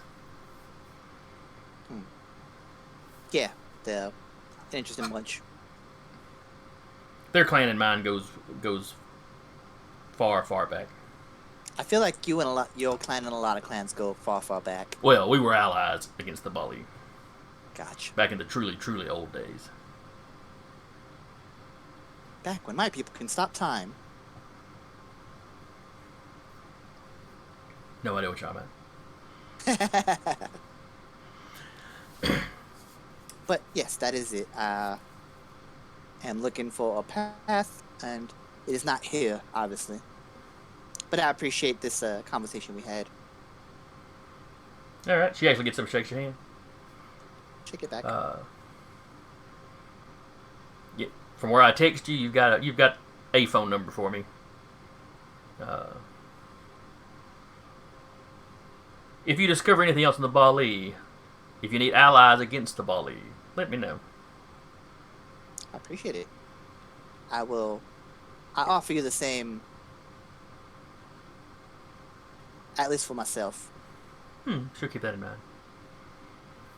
But and if you ever need safe haven, if you run afoul of the prince and his cronies in there, you need somewhere to hide. The Anarchs would accept you. I can tell you've got any kind of emotions towards like where it feels like there's like basically a car party going outside. The Duke wasn't going to let me meet any of you alone, or meet you alone. Doesn't trust you. I wouldn't trust me either. Frankly, I'm a little surprised that you trusted us enough to come down by yourself. I don't trust the other ones that are outside, except for Nate. He can throw a pretty good punch. That's how I gauge trust. I do, however, think you are more my style.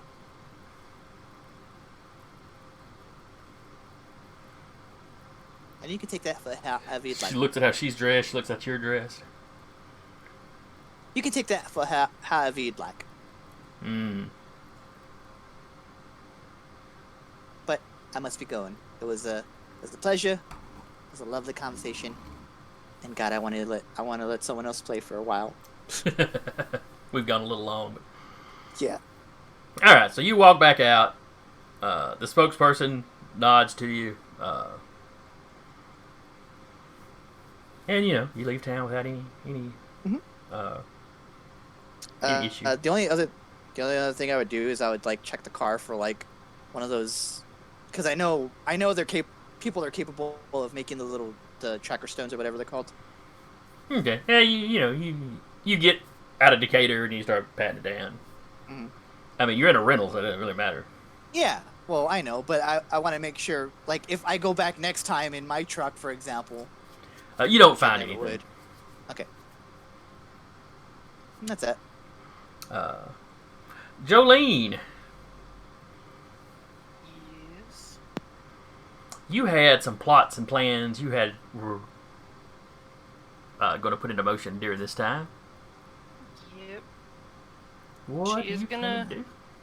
She's gonna make 2 of those potions that I spoke to you about. Mm-hmm.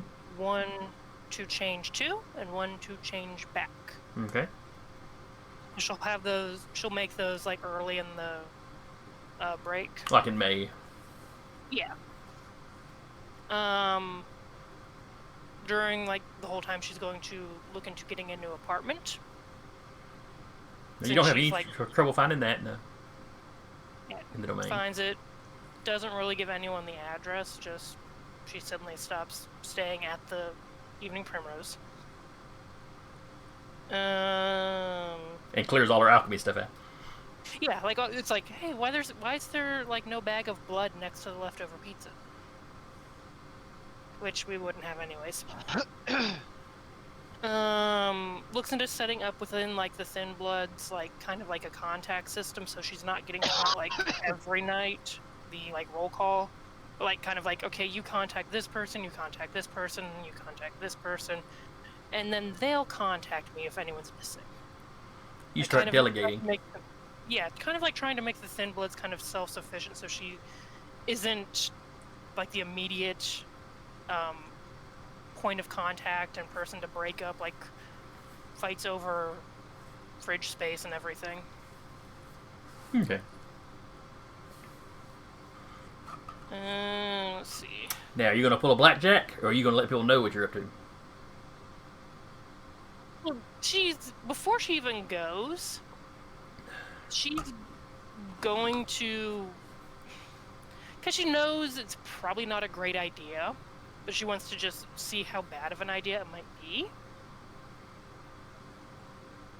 So she's just gonna, at one night, just text Samuel, hey, you able to meet up?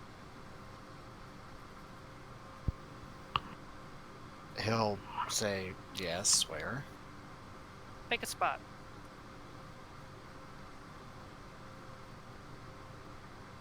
He'll say it's clubhouse thing. Okay. So let's meet him there.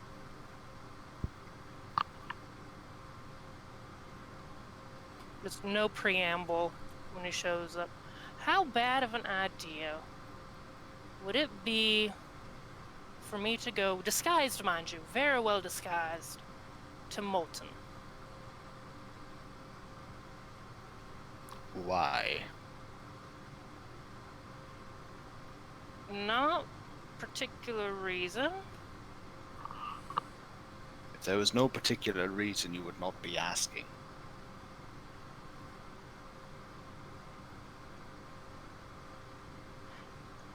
He was a bastard for what he did. I'm not denying that, and I know I'm already treading on thin ice considering going there. But for a while, he was also my friend. I just want answers. Do you even know that he's still there? I don't even know if he was there to begin with. We know the phone he was using was from Moulton. We're aware that the sheriff is tracking that information. Yep. I can guarantee you even the sheriff wouldn't recognize me.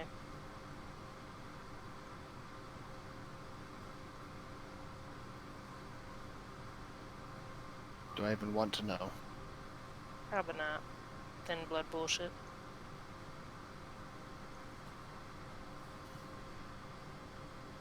You know, I think I'm starting to understand why the other clans fear you. Alright. They made us. That's true.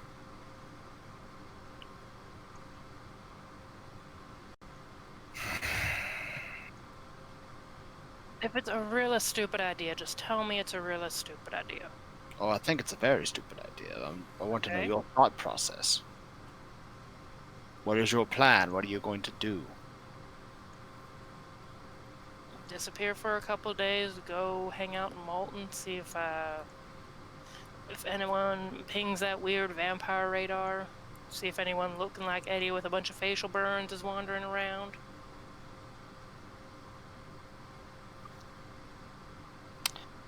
Well, to start off with, his facial burns more than likely would have healed by now.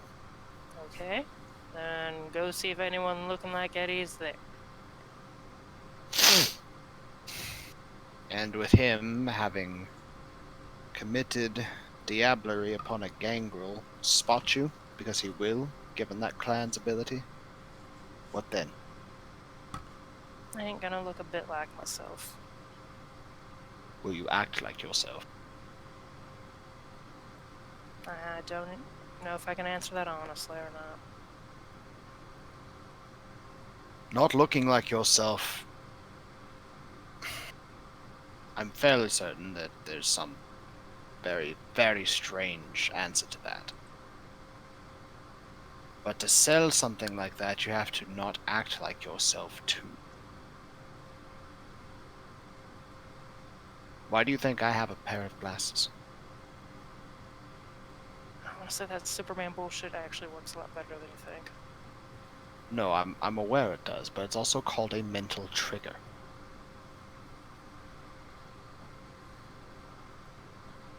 Putting on a costume. In a manner of speaking, though it's more mental than physical. Allows one to switch between mindsets. Back when I was still kind, it is something we were taught when I was in the army. It allowed veterans to, if they hear a loud noise or someone startles them, if they're, for instance, cooking, they don't turn around and immediately stab whoever startled them.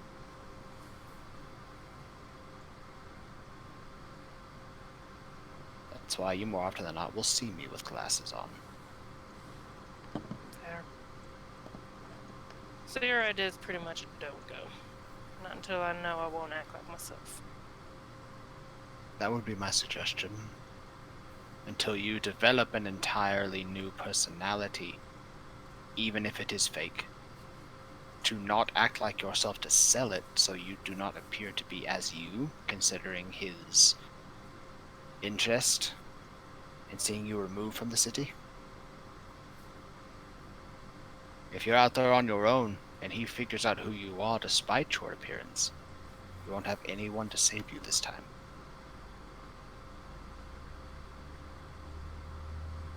Yeah, well, the Thin Bloods are all kind of set up on their own things, so they wouldn't need me. Be okay? Funk. Flicks her on the head. Look, be realistic. We both know, with me being a Thin Blood and with all the Thin Bloods in this city, we've got maybe 5-10 years tops.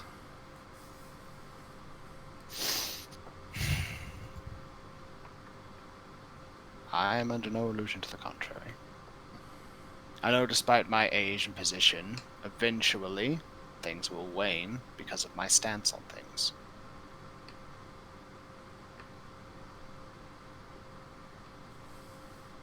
I have told them time and again, as long as I'm given the freedom to do my research, I will stay with the Camarilla.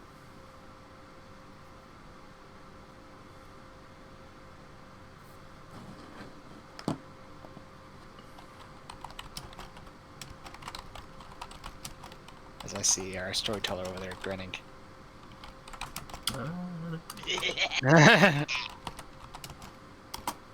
As he types information down. No, yeah, I know. I heard No, it. that's in the stream chat. Didn't even bother to like mute his mic or anything, just typing his notes very loudly. Take away ability to research. Yeah, he'll start lighting shit on fire. At end of campaign, everybody moves to Decatur. Yeah. If at some point I figure out a good enough cover to go to Moulton, go hunt down this guy, would you be okay if I tell you that I'm going and doing it make you a point of contact at least. If I don't show up after a week or two. I would prefer that to be the case, yes.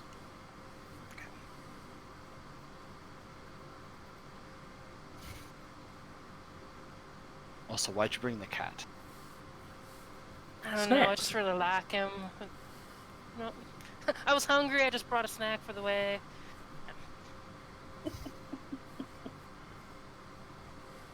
Okay.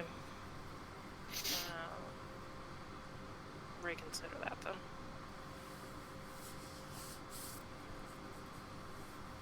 When you have a good plan in place, I won't say no. So long as you are careful, as much as you can be. I mean, I'd be a completely different gender. That's a really good disguise. Not even gonna ask. I want to, but I won't. Just like big Cheshire ass grin. Like, you're not the only one who does weird shit. I can light things on fire. I can Yeah. literally build a final death. I can turn into a dude if I get bored. I can fly make- now, too.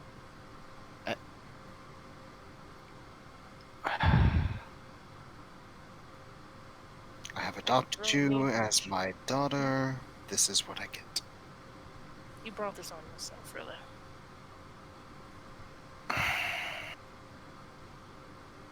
Suppose I did. Kind of pats him on the shoulder. It's alright, Dad. Mhm. Alright, I'll hold off on going and doing anything stupid, but... Man, I really want to go do something stupid. I feel like everyone else is going and doing something stupid, and I'm missing the prime stupid years of my life. You're getting that feeling too. Yeah, I blame you for that. Nonsense. Everybody's just hanging around the house. Well, at least someone's learned something. Nah, I'm still probably eventually gonna go do it, just biding Yep. my time. You're at least thinking about it and coming up with a better plan. Yeah. Not really a better plan, but... You're Would coming up she with a know about better plan. everyone making ghouls? Or would that have been I don't passed think that around was the anything coterie? people were keeping secret. At least I'm not going and roofing a bunch of humans. Maeve didn't do that either. Well, Yeah, but pretty much everyone else has. Oh, Like yeah, roofing a dog. Blackjack didn't do it this time. yeah. This time. Blackjack started And- it though. And I don't think she'd know how Samuel got ghouls. Just that he does. She would just assume everyone roofied the humans. Well, it was high time I got some ghouls of my own, as opposed to doing everything on myself. Delegate some authority, as it were. Yeah. Had to do that too. It only gets worse the older you get. You assume I'm gonna get much older.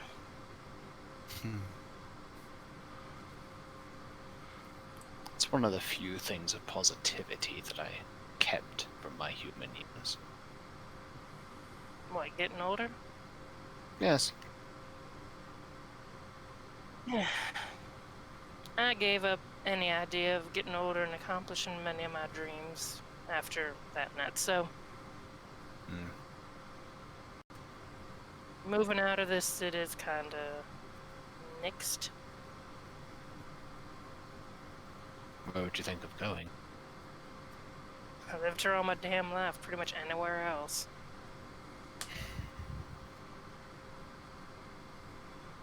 But Well, I if you're have to looking, navigate vampire bullshit politics.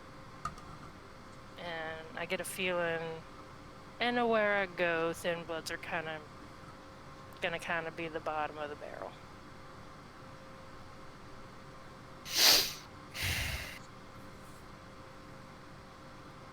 I know Jason's gonna start grinning. Well, if it comes down to it, you might have better luck with the Anarchs. Yeah, but y'all ain't with the Anarchs, so. Well, we'll see how time goes. Oh god, are we all moving to Decatur? Is that what's gonna happen? We're all gonna move to Decatur. I certainly hope not, but I suppose we'll see. Probably transfer my position. I mean, at the Waffle House, not as any of this thin blood bullshit. And you're acting like the Thin Bloods wouldn't follow you to Decatur. Oh god, they would, which would be horrible. Either way, Just changes gender and moves. there would, if anything did happen, there would probably be an exodus of Thin Bloods out of the city. For their own safety, yeah. And the only reason they're still here is because they're technically under my protection. I'm sure that won't come back and bite us all in the ass at some point. More than Yours likely. particularly. Yes. Hence the we will see with time. Yeah. They'll all get, some of them will get Nancy and want to move about some more, so I can probably encourage that if it starts getting a little bit too political bullshitty.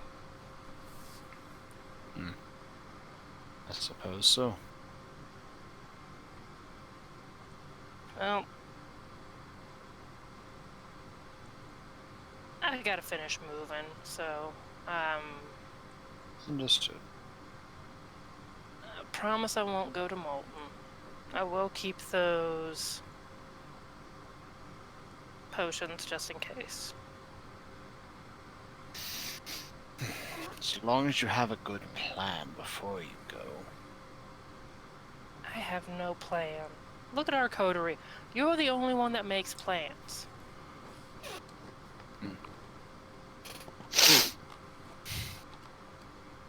Some might say it's for the best or the worst. Yeah. We'll see how that goes.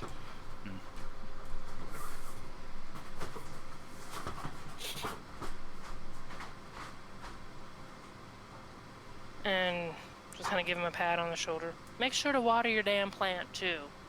If that thing dies, I'm going to be very put out. And just kind of walks off. I always water my plants. Why are my blackjack senses tingling?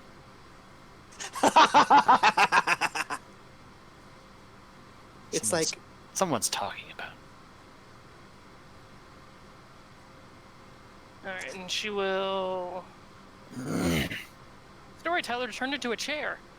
Storyteller has become a chair. Storyteller has always been a chair. dun dun dun. That's just the last big twist. There was never a storyteller. I was gonna ask this, but we have a bit of time before, he comes back. Did we all independently, almost become Anarchs? I think so. We're just all like, maybe I'll just... I'm the only one stupid enough to go to Decatur by himself. Well, technically, before this time skip, I had, the thought of Maeve asking Holland to help him with his stuff indicator. But it's nah. Just all move to Decatur. Just pick up the coterie and let's go. You're good, baby. I'm over here walking on eggshells because I'm like, oh, he's gonna kill me. Samuel's gonna fucking kill me, and then Samuel's like, well, they stopped me from researching stuff. I'll just fucking burn the Camarilla down myself. I've said multiple times during the course of the game, what he cares about the most is the freedom to further his thaumaturgy and do his research. If he doesn't have that, he had his headphones on. He was listening the whole time. Yeah. If he doesn't have that, you don't have his loyalty. Yeah. Being like his research sugar daddy, and you're fine. Just keep giving him carrots to go after. Yeah, just little breadcrumbs, like Hansel and Gretel, that shit. All right. So Jolene decides not to go to Moulton in this time. Yeah. She's like looks at the potions a lot, like, just totally do this and go to Moulton. It'd be great. But then Figures she it gets out. captured and never comes back, and now the coterie doesn't She's even like- know. Like, if I do it though, Dad'll yell at me. And She he gets can captured really though. yell at Everybody goes to people. look for her and don't even know what she looks like anymore. Yep. She will look into. She will look into setting up some online college courses, just because, like, F it, if I'm gonna live any longer, I should probably at least figure out some kind of degree. And then she is going to drop by the farm one day and check up on the Thin Bloods that are working there, just because. Okay. The ones working at the farm seem to enjoy it. Okay. You know, they can kind of fake being normal.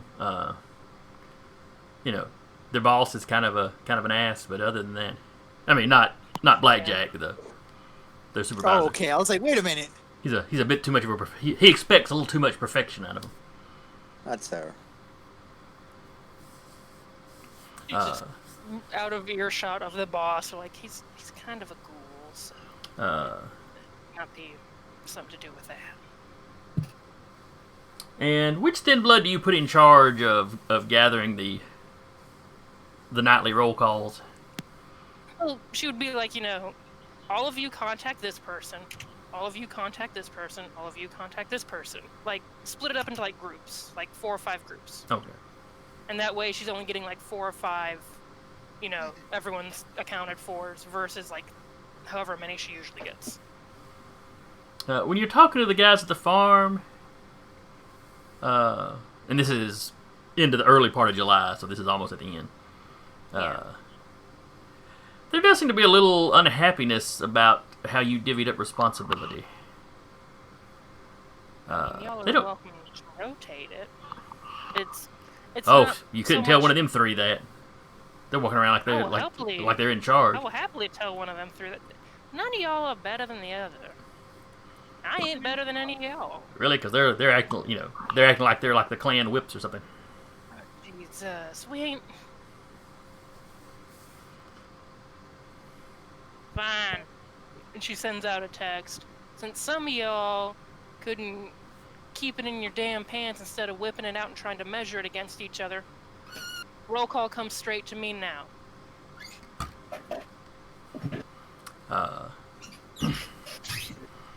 That's followed by a string of texts going, here, present. Jesus Christ, I just try to have a little peace and quiet.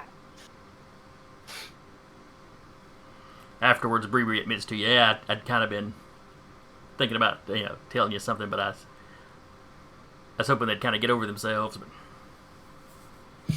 Oh. I don't know. Maybe we'll just, everyone meets up and just be like, look, ain't none of y'all, but we ain't no damn clan. We're a bunch of fuck ups. Let's be real. Let's be real, Bree. you know, I just can't help but notice that, you know, even us little barely vampires, we start falling into the whole vampire political thing. Run with the wolves so you don't get eaten. I think some gangrel survive in the wild like that.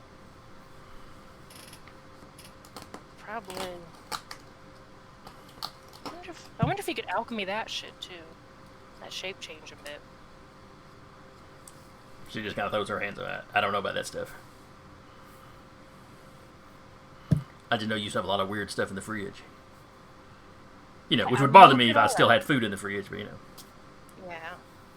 Not even really That's sure about why the we only have a reason I fridge kept now. it in the fridge. For appearances. We just keep it very clean since we only have one employee.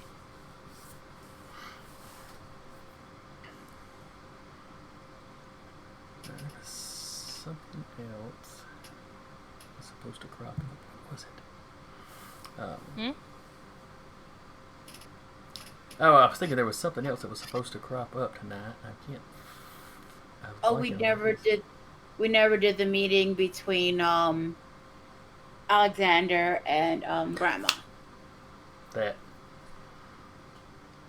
I mean, if I've been quiet enough, maybe. Nope, Right you enough. get to Maybe I do this don't too, have buddy. to talk to grandmother. No. Uh,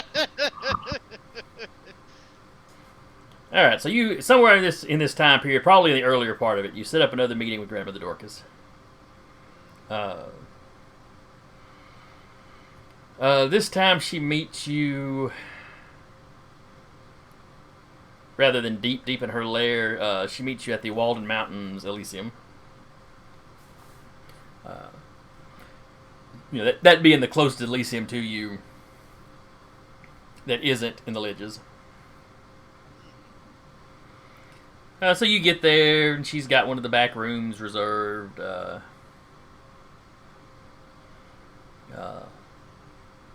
one y'all used as an interrogation room for the Bali that one time.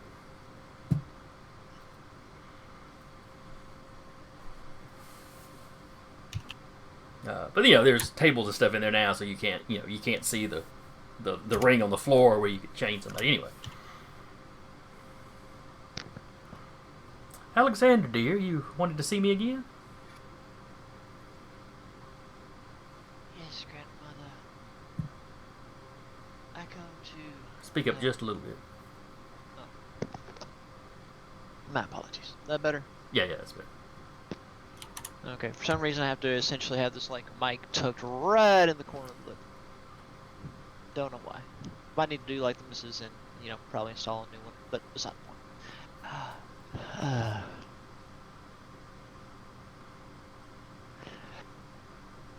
Yes, Grandmother, as the old saying goes, it's better to ask for forgiveness than permission. So, I start off with asking for forgiveness now. What did Yes, you do that you should have asked permission for? Well, it is more my naivety, as it were.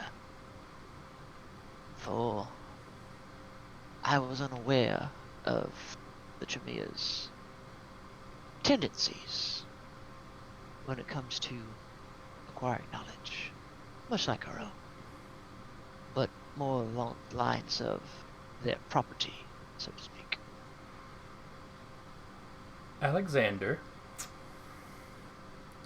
Yes, Grandma. did you tell young Samuel something that I told you in confidence? Hence why I beg for forgiveness. As I said, being alone, not aware of how most clans tend to act, that was my own idiocy. I accept that fault and responsibility. She's quiet for just a second. I realize, Alexander, that you've spent most of your time, most of your existence, most of your embrace, more or less alone up in Hazel Green. So perhaps I should have explained what I thought was obvious to you. We gather secrets because that is how we gather power.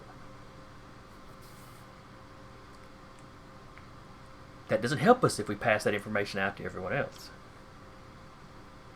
No, that I understand now fully, Grandmother.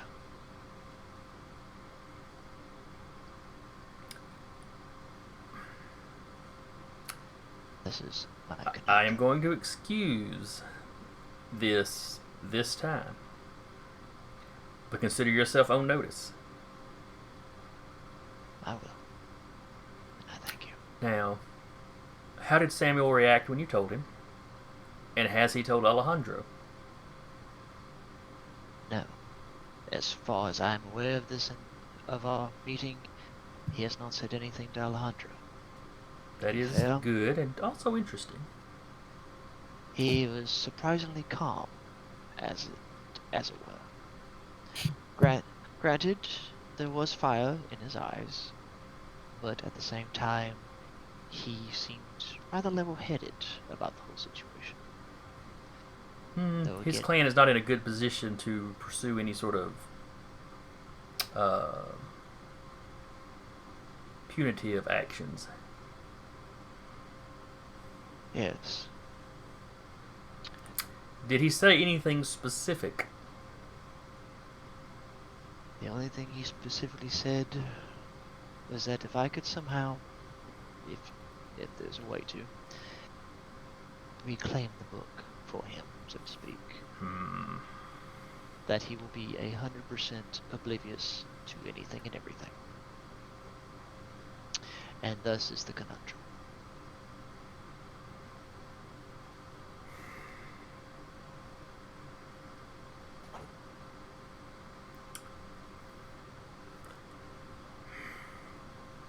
I do hate to lose that book.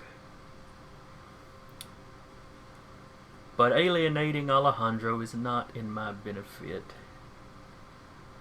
And I assume if young Samuel does not get the book back, that he will alert Alejandro. Unfortunately. And with his sire also being around. Yes, that does give them more firepower.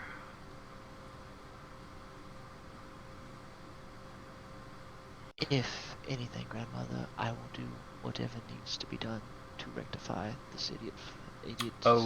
I'll think of something for you. I will think of something for you to do to make up for this.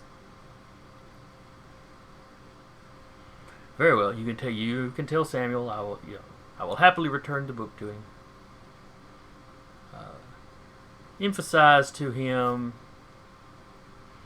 that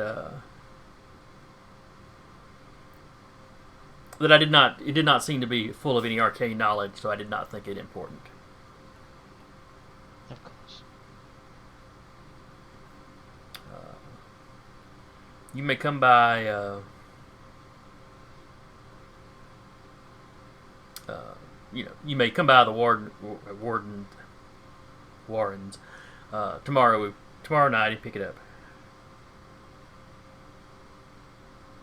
Thank you, Grandmother.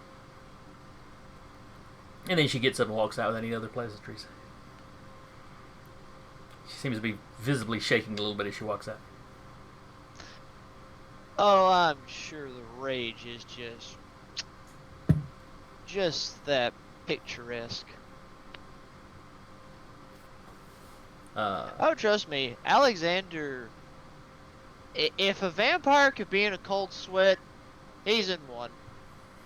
He's sweating blood. Pretty much. All right, so you go in. You swing by the next day. Boy, everybody down there is giving you the stink eye. Oh, he was aware of that before he even came there. Grandmother Dorcas isn't around. The whip is the one that actually gives you the book.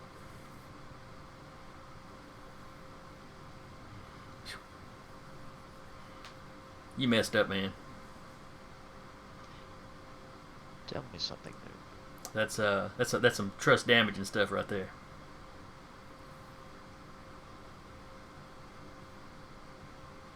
I realize a coterie is an important thing and all, and they're your buddies. You got to get your priorities in order, though. It's got to be us first. They like you because you're useful to them. I mean, look at us. We're the only people we've got, really. He pauses for a moment. He regains his thoughts. He says, "Yes, I understand.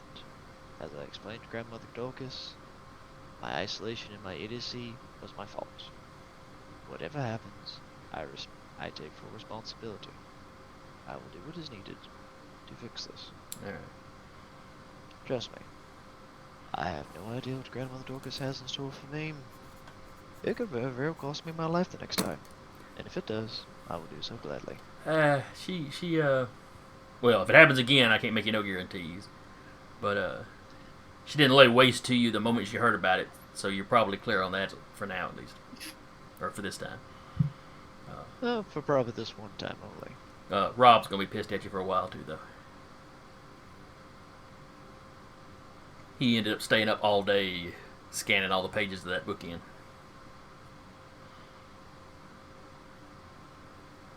I don't know.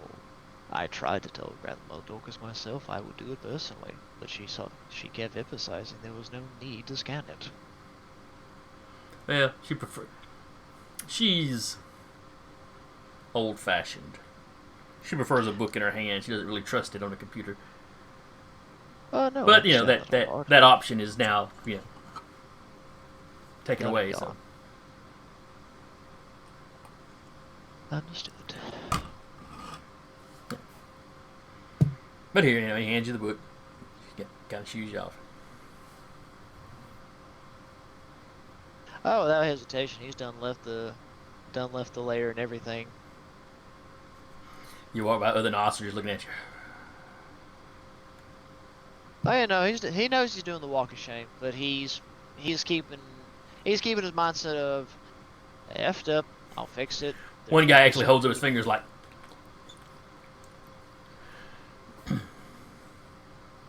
He doesn't even pay that person attention. He just keeps going.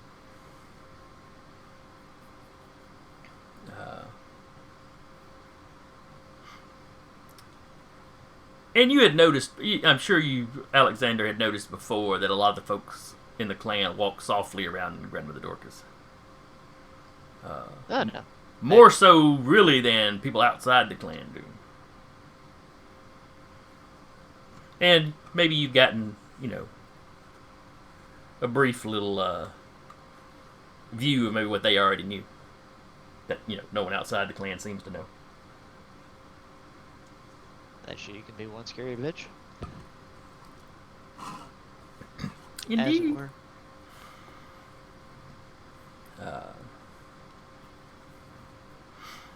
All right. So that brings us, I think, into July. We did it.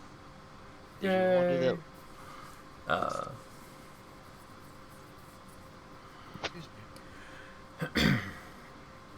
So going forward, you have... does Blackjack tell anybody about his little field trip? Not yet. Holds that shit for like a month and a half at this point.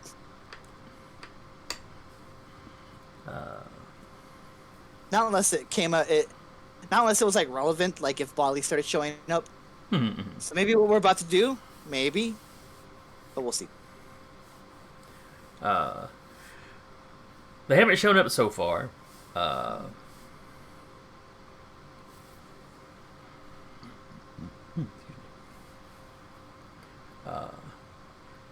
In this 3-month span, things seem to be pretty calm in the domain. One of the things I was going to mention, but anyway, some of the Thin Bloods are moving out of the warded complex, and kind of moving just other spots around the domain. Some of them are not getting along too well, crammed in together like they were. Once you deposed the 3, we'll just call them the 3 tyrants. They move on out to their own apartments pretty quickly after that. That's fine. 2 of them, truthfully, act a little pissy anytime they're around you at this point. She's going to Elysium's. That isn't anything new to her. No, it's really not. It's almost refreshing. No hero worship. This is nice. This is real nice. I might just take that potion and just disappear. Until something scares them and they come running back to you. Like chicks running under their mother's wings.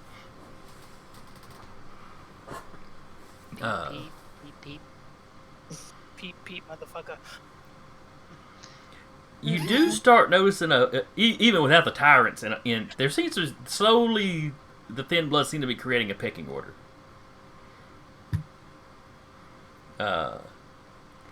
Not one as codified as most of the clans have or anything, but clearly they look at you as being in charge. But there's starting to be a couple of others that the younger ones seem to be going to, because they know where they know where they live. They don't know where you live. Yeah, and I mean, as long as it doesn't become like, super cliquish, like high school girls kind of thing. It hasn't gotten quite that perfectly bad fine with yet, but you're keeping an eye on it. that. Yeah, she'll just kind of encourage, help each other out. Don't backstab each other. We're all better than this. Don't stab each other in the back with a stake in the middle of a car. We call that pulling an Eddie. Oh God! I hope that just becomes a term. Did you That's see a what little- that guy did? He totally pulled an Eddie. That's a little specific there, Joe. Are you okay? I don't want to talk about it. I stabbed him in the back, and then I watched his head get lit on fire.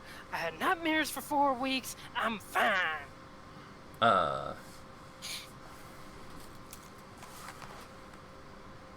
Let's see here. What was the Libon's name?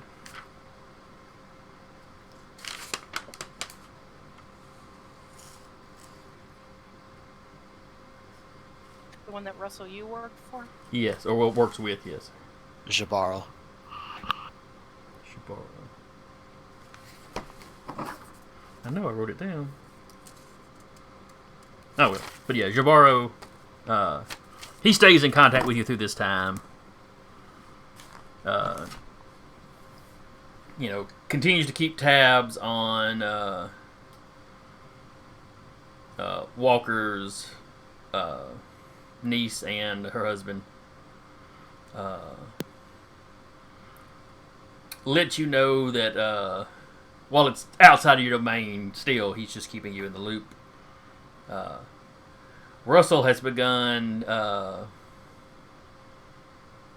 volunteering at a local soup kitchen. Well, not local to your domain particularly, but in northern Huntsville, or North Huntsville rather. Or was it the Rose of something?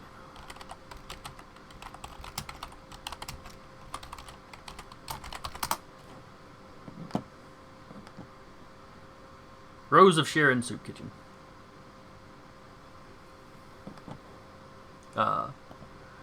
Because the niece volunteers there.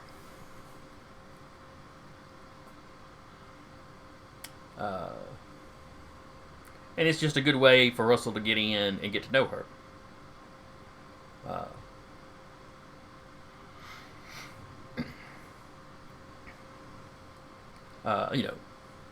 So far she has shown no signs of anything unnatural or particularly unusual. Very charismatic. Everybody there seems to like her. Russell talks about her being,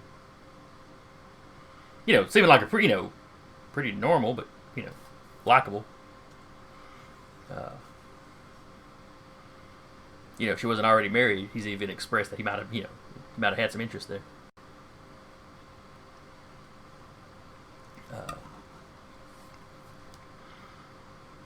And he has heard, she in early July lets everyone there, all the folks she works with there, know that her and her husband are expecting.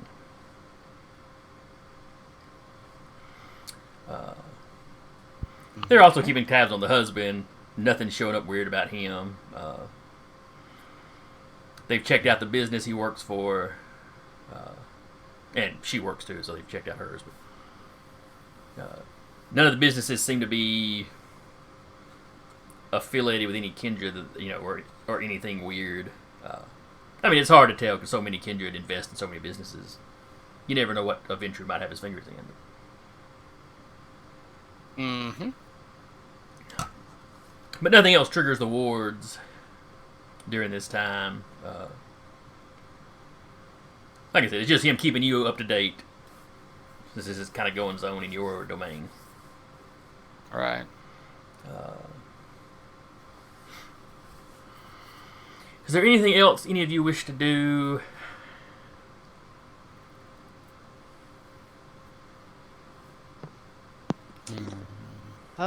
Good. I will state this. Before Alexander does give Samuel the book back, he will himself take the time and have it scanned into his own personal archive. Sneaky boy. Well, Samuel doesn't know how long or what tricks Alexander has to pull to get the book back. He just knows he's getting the book back for him. I gotta go talk to her tomorrow. I'll get your book back. But it may be a day or two. Bzzz, bzzz. Pretty much. Uh, And if you want to do that meeting, we can. A little meet up. I'm down. where would y'all two meet at? Just the usual clubhouse? Oh yeah, just go to the Primrose. Okay.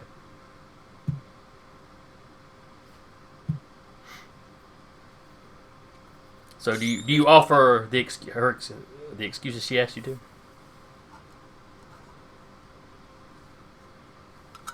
Well, y'all talk.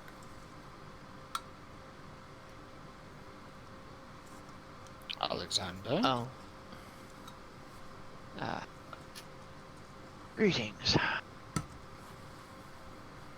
Sorry for springing this on you, Samuel, but there you are, as promised.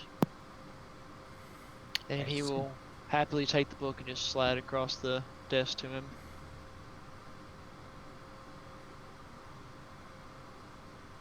And you know, like as I described it before, it it's a little burnt. It's some water damaged.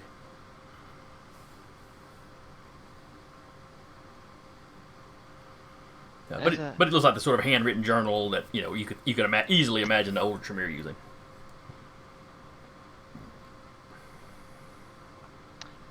If I may, Grandmother Dorcus is thankful that you did not get, highly aggressive upon the knowledge. She also would like to extend that again, since the book didn't seem to contain any arcane knowledge. She thought it was no real use of really revealing that it was even around. But, alas, the precious book has been retrieved, as I promised you.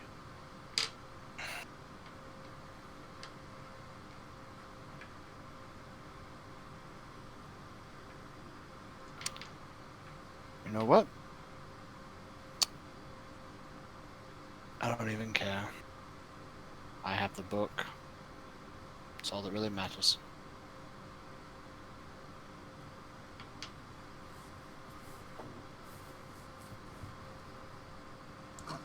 Well, as long as you have been possibly content with the situation, hopefully things can continue to go along according to plan.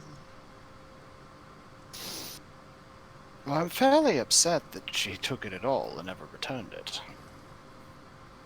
I'm not going to sugarcoat that. I would think you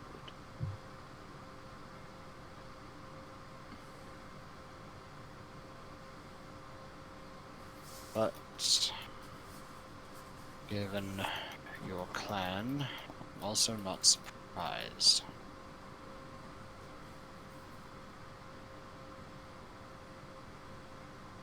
Well, So- I'll say this. Hopefully I do not do something foolish like that for Grandmother Dorcus again. Oh? For if I do, you may not find me again. If you do, I probably will be slightly burning in sunlight. Well, it wouldn't be me finding you if that were the case. I'm very well aware. Just in case I ever happen to disappear without giving you some type of notice. For now, I think I'm slowly understanding why my colleagues in my clan tread so lightly around that old woman. Well, I've told you before, the older we get, the more powerful we become. Greater a reputation we amass.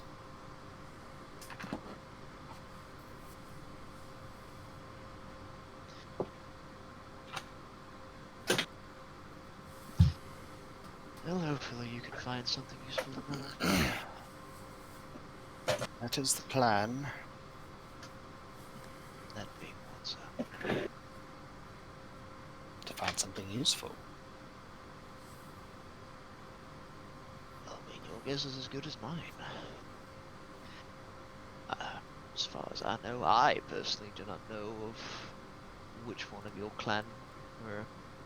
Oh no, wait, Grandmother Dorcus did tell me which one of your clansmen it was. I believe it was either the one before Alejandro or the one prior to that. Either way. I do not know what secrets they would have written down. Unless there's something you wish for me to do. No, I do believe this one is on me to deal with. Well, if there's something I can do in terms of assistance, do not hesitate to ask. I will let you know if there is. Very good. Well, unless there's anything you need to tell me, sir, that is all I requested you to come down to the Primrose for, was to hand you back what was your clan's rightful property.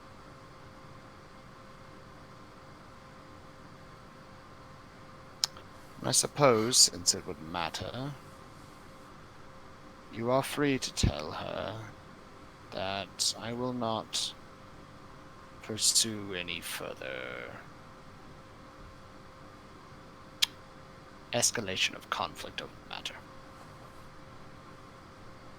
Of course. I'll let her know post-text.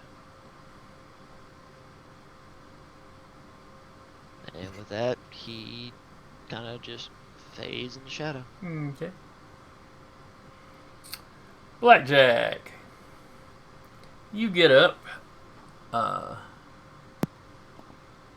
Wednesday, the 17th of July.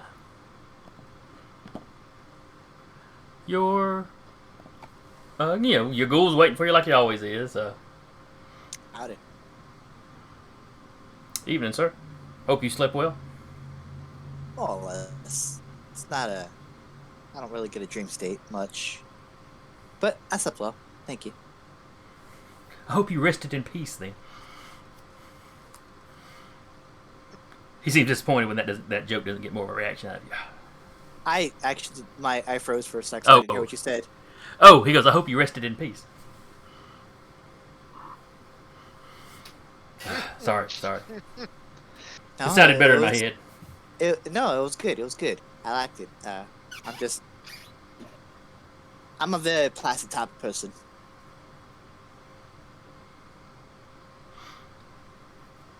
No. And he does the typical, fills you on the day, waits for you to scratch him behind the ear, so to speak. It's looking good. It's looking good. And then you have to subtly but firmly shoo him out. Bye. Go see a movie with your significant other. It's 12. They're closed. Shut up and go.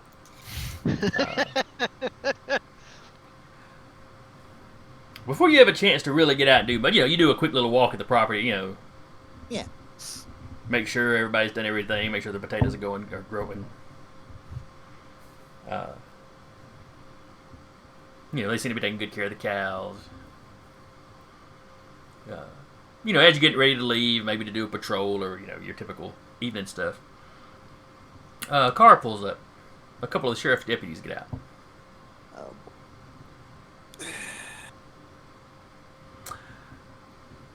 They look like they're here on business.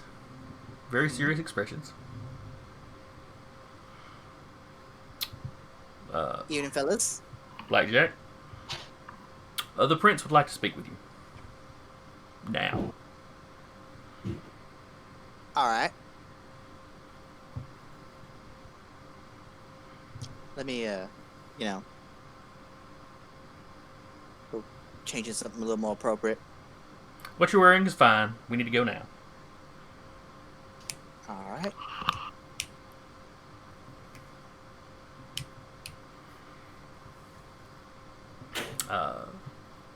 They kind of usher you into the back seat. One of them sits down next to you. other one gets the driver's seat, of course. And y'all head off towards the ledges. You don't go to the country club, though. You get up. Mm-hmm. You turn kind of, opposite way from where you'd go to the country club. You see Samuel's house as you drive by. And you pull up to one of the other houses. Samuel's been there a few times. I don't think any of the rest of you have been, though. This is what I would assume would be his haven or something. It's. Do you ask them that? No, I'm asking. Blackjack's inner monologue. Okay. You get out. You walk forward. The door opens. There's two more of the sheriff's deputies just inside.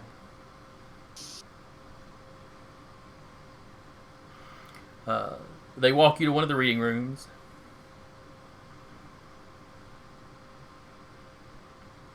The prince is there. Lady Deschler is there.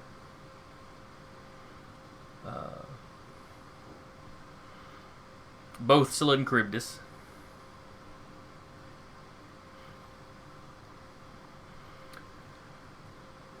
You're not offered a seat. Doesn't take it.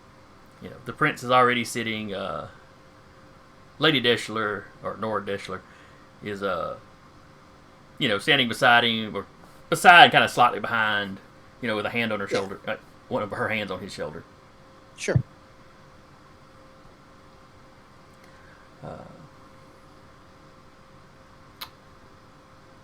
It's come to my attention, Blackjack, that you made a little trip down to Decatur.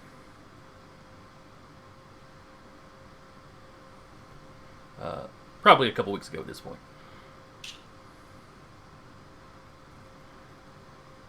I'd like you to tell me what that was about.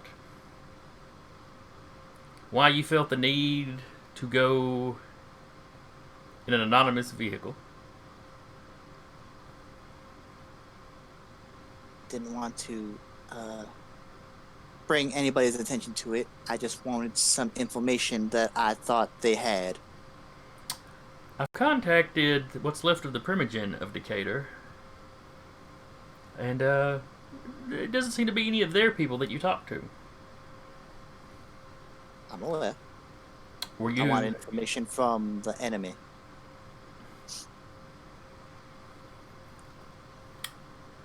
You realize taking actions in Decatur could draw retributions here in Huntsville. That's why I wasn't fighting anybody. I was simply talking, using my words. I know that's hard to believe for a Bruja, but I mean, I'm capable of talking.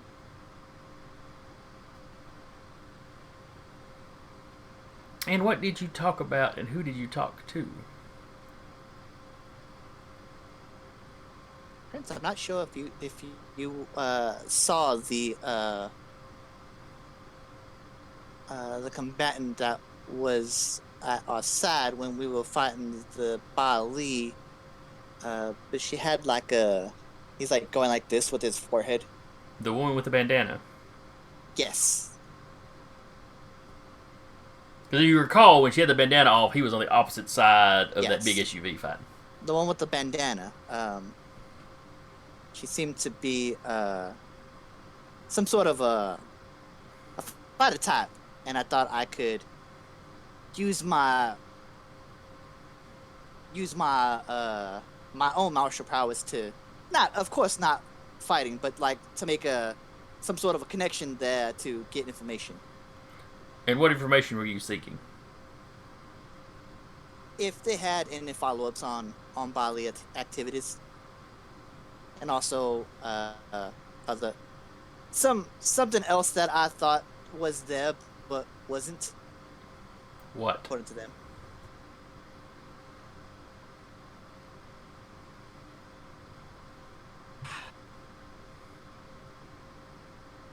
How familiar are you with the concept of kindred peace? There's no such thing. It wasn't there. Now I know. Nora Deschler speaks up. Blackjack, are you speaking of Golconda? Is that what they call it?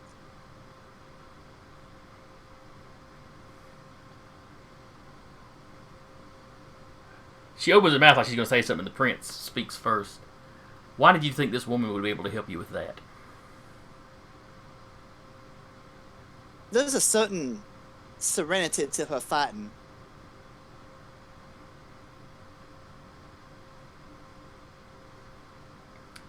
Neither of them look like they're believing you. It's hard to believe, and then when I saw her just touch one of them, and they just kind of like ashed. No, he didn't ash. The body just dropped. Okay, when she just touched one of them and they fell over. That's something I would like to learn. That would be a great asset here, would it not? And what did she have to say about that? She said it was part of what she has learned over her lifetime.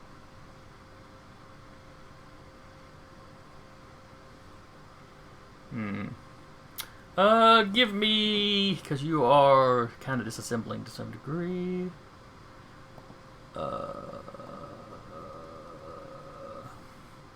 In this case, I'm going to say composure. Okay.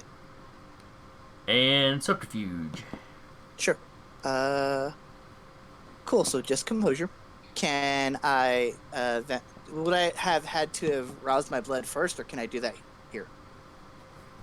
Oh, you can do it here, as you're talking. Sure.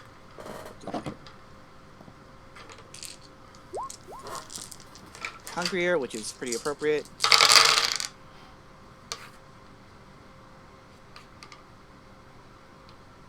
Oops.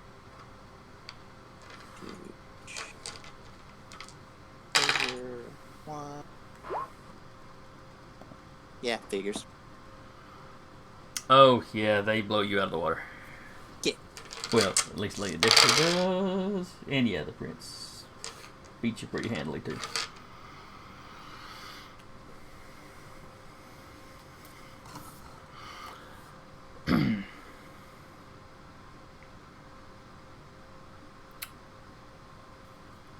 One of the armrests on the prince's chair just snaps off in his hand.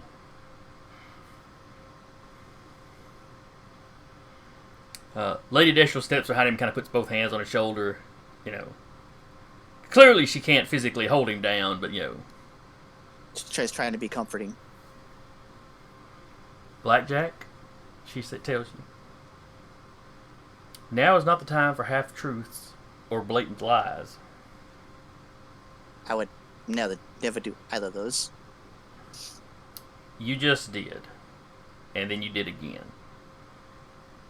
This is your last chance. Tell us exactly what took you to Decatur. You're keeping something from us. What is it? Wanted to know what she was. Someone who could just tap someone like that. I'm speaking the truth. I wanted to know what she was. And what did she tell you she was? Salubri. Salubri? Salubri.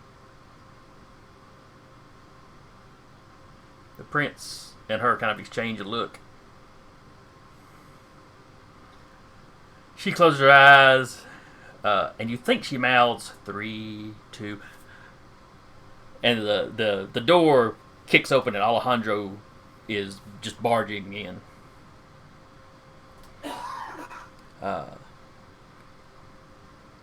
And following a little bit behind him is the rest of the Primogen. But Alejandro walks right up and gets in your face.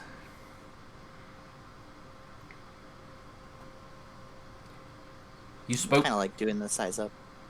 You.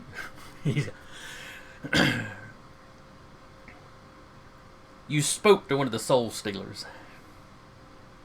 That's what you call them. And you didn't bother to alert anyone that there was one in the area. I didn't know what she was until I met her. That was weeks ago. You could have told us. And he actually hauls off and slaps you. Doesn't do anything to me. No, it doesn't. Everybody kind of looks to see how you're going to respond to that. Just sit there and take it. What am I gonna do? Punch a wizard who can blow me up by touching me?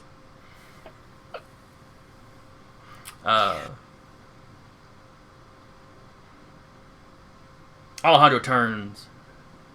Prince, please allow me to interrogate him more thoroughly.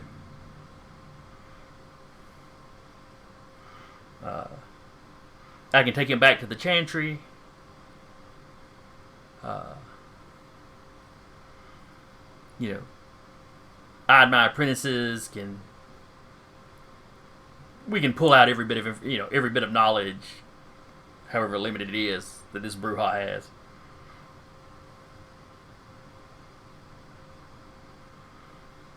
And the prince seems to be considering it.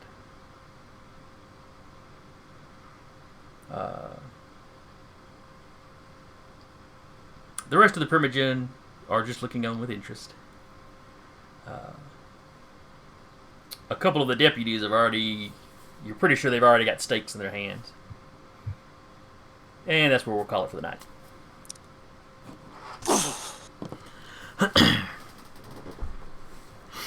It was nice having goodwill for a while. You're muted, my love. I realize this. In here, I thought I majorly fucked up. Oh, you did! You did! I went in knowing damn well I fucked up the hardest. Because it all gets back to, like, at a coterie meeting, Jolene's gonna be like, yeah, this was a good idea to talk to Samuel first. But see, Alexander only screwed up on a clan level. He's got one Primogen kind of pissy at him.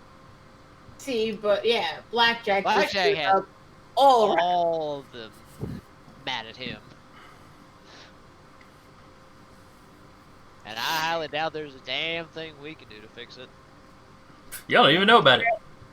I mean, but when we do, there's probably no way Samuel's going to be able to talk Blackjack out of anything. Not That's gonna that, happen to no. him, nope. Or anybody else anything. Ah.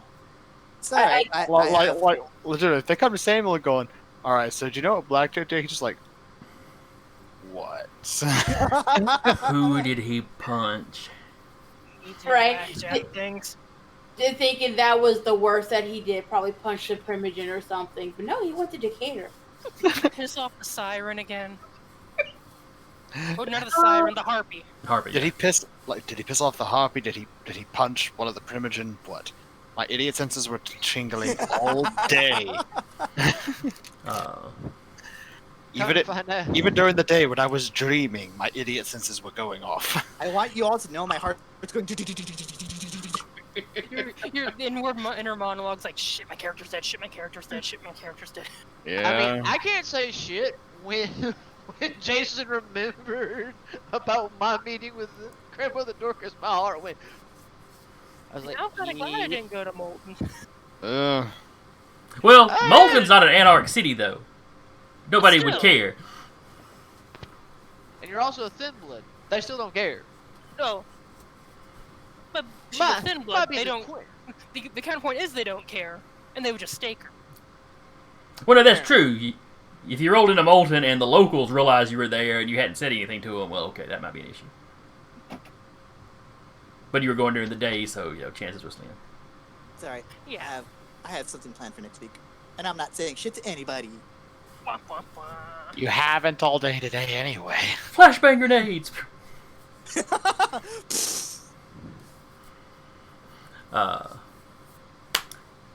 Alright, so anyway, that's the game for today. Be back tomorrow when we should be playing Monster of the Week. With a brand new overlay. Oh. I say that like I don't even know what the old overlay looks like. I keep the chat up, but that's about it. Thursday should be Descent into Avernus. Saturday is the Stolen Cities.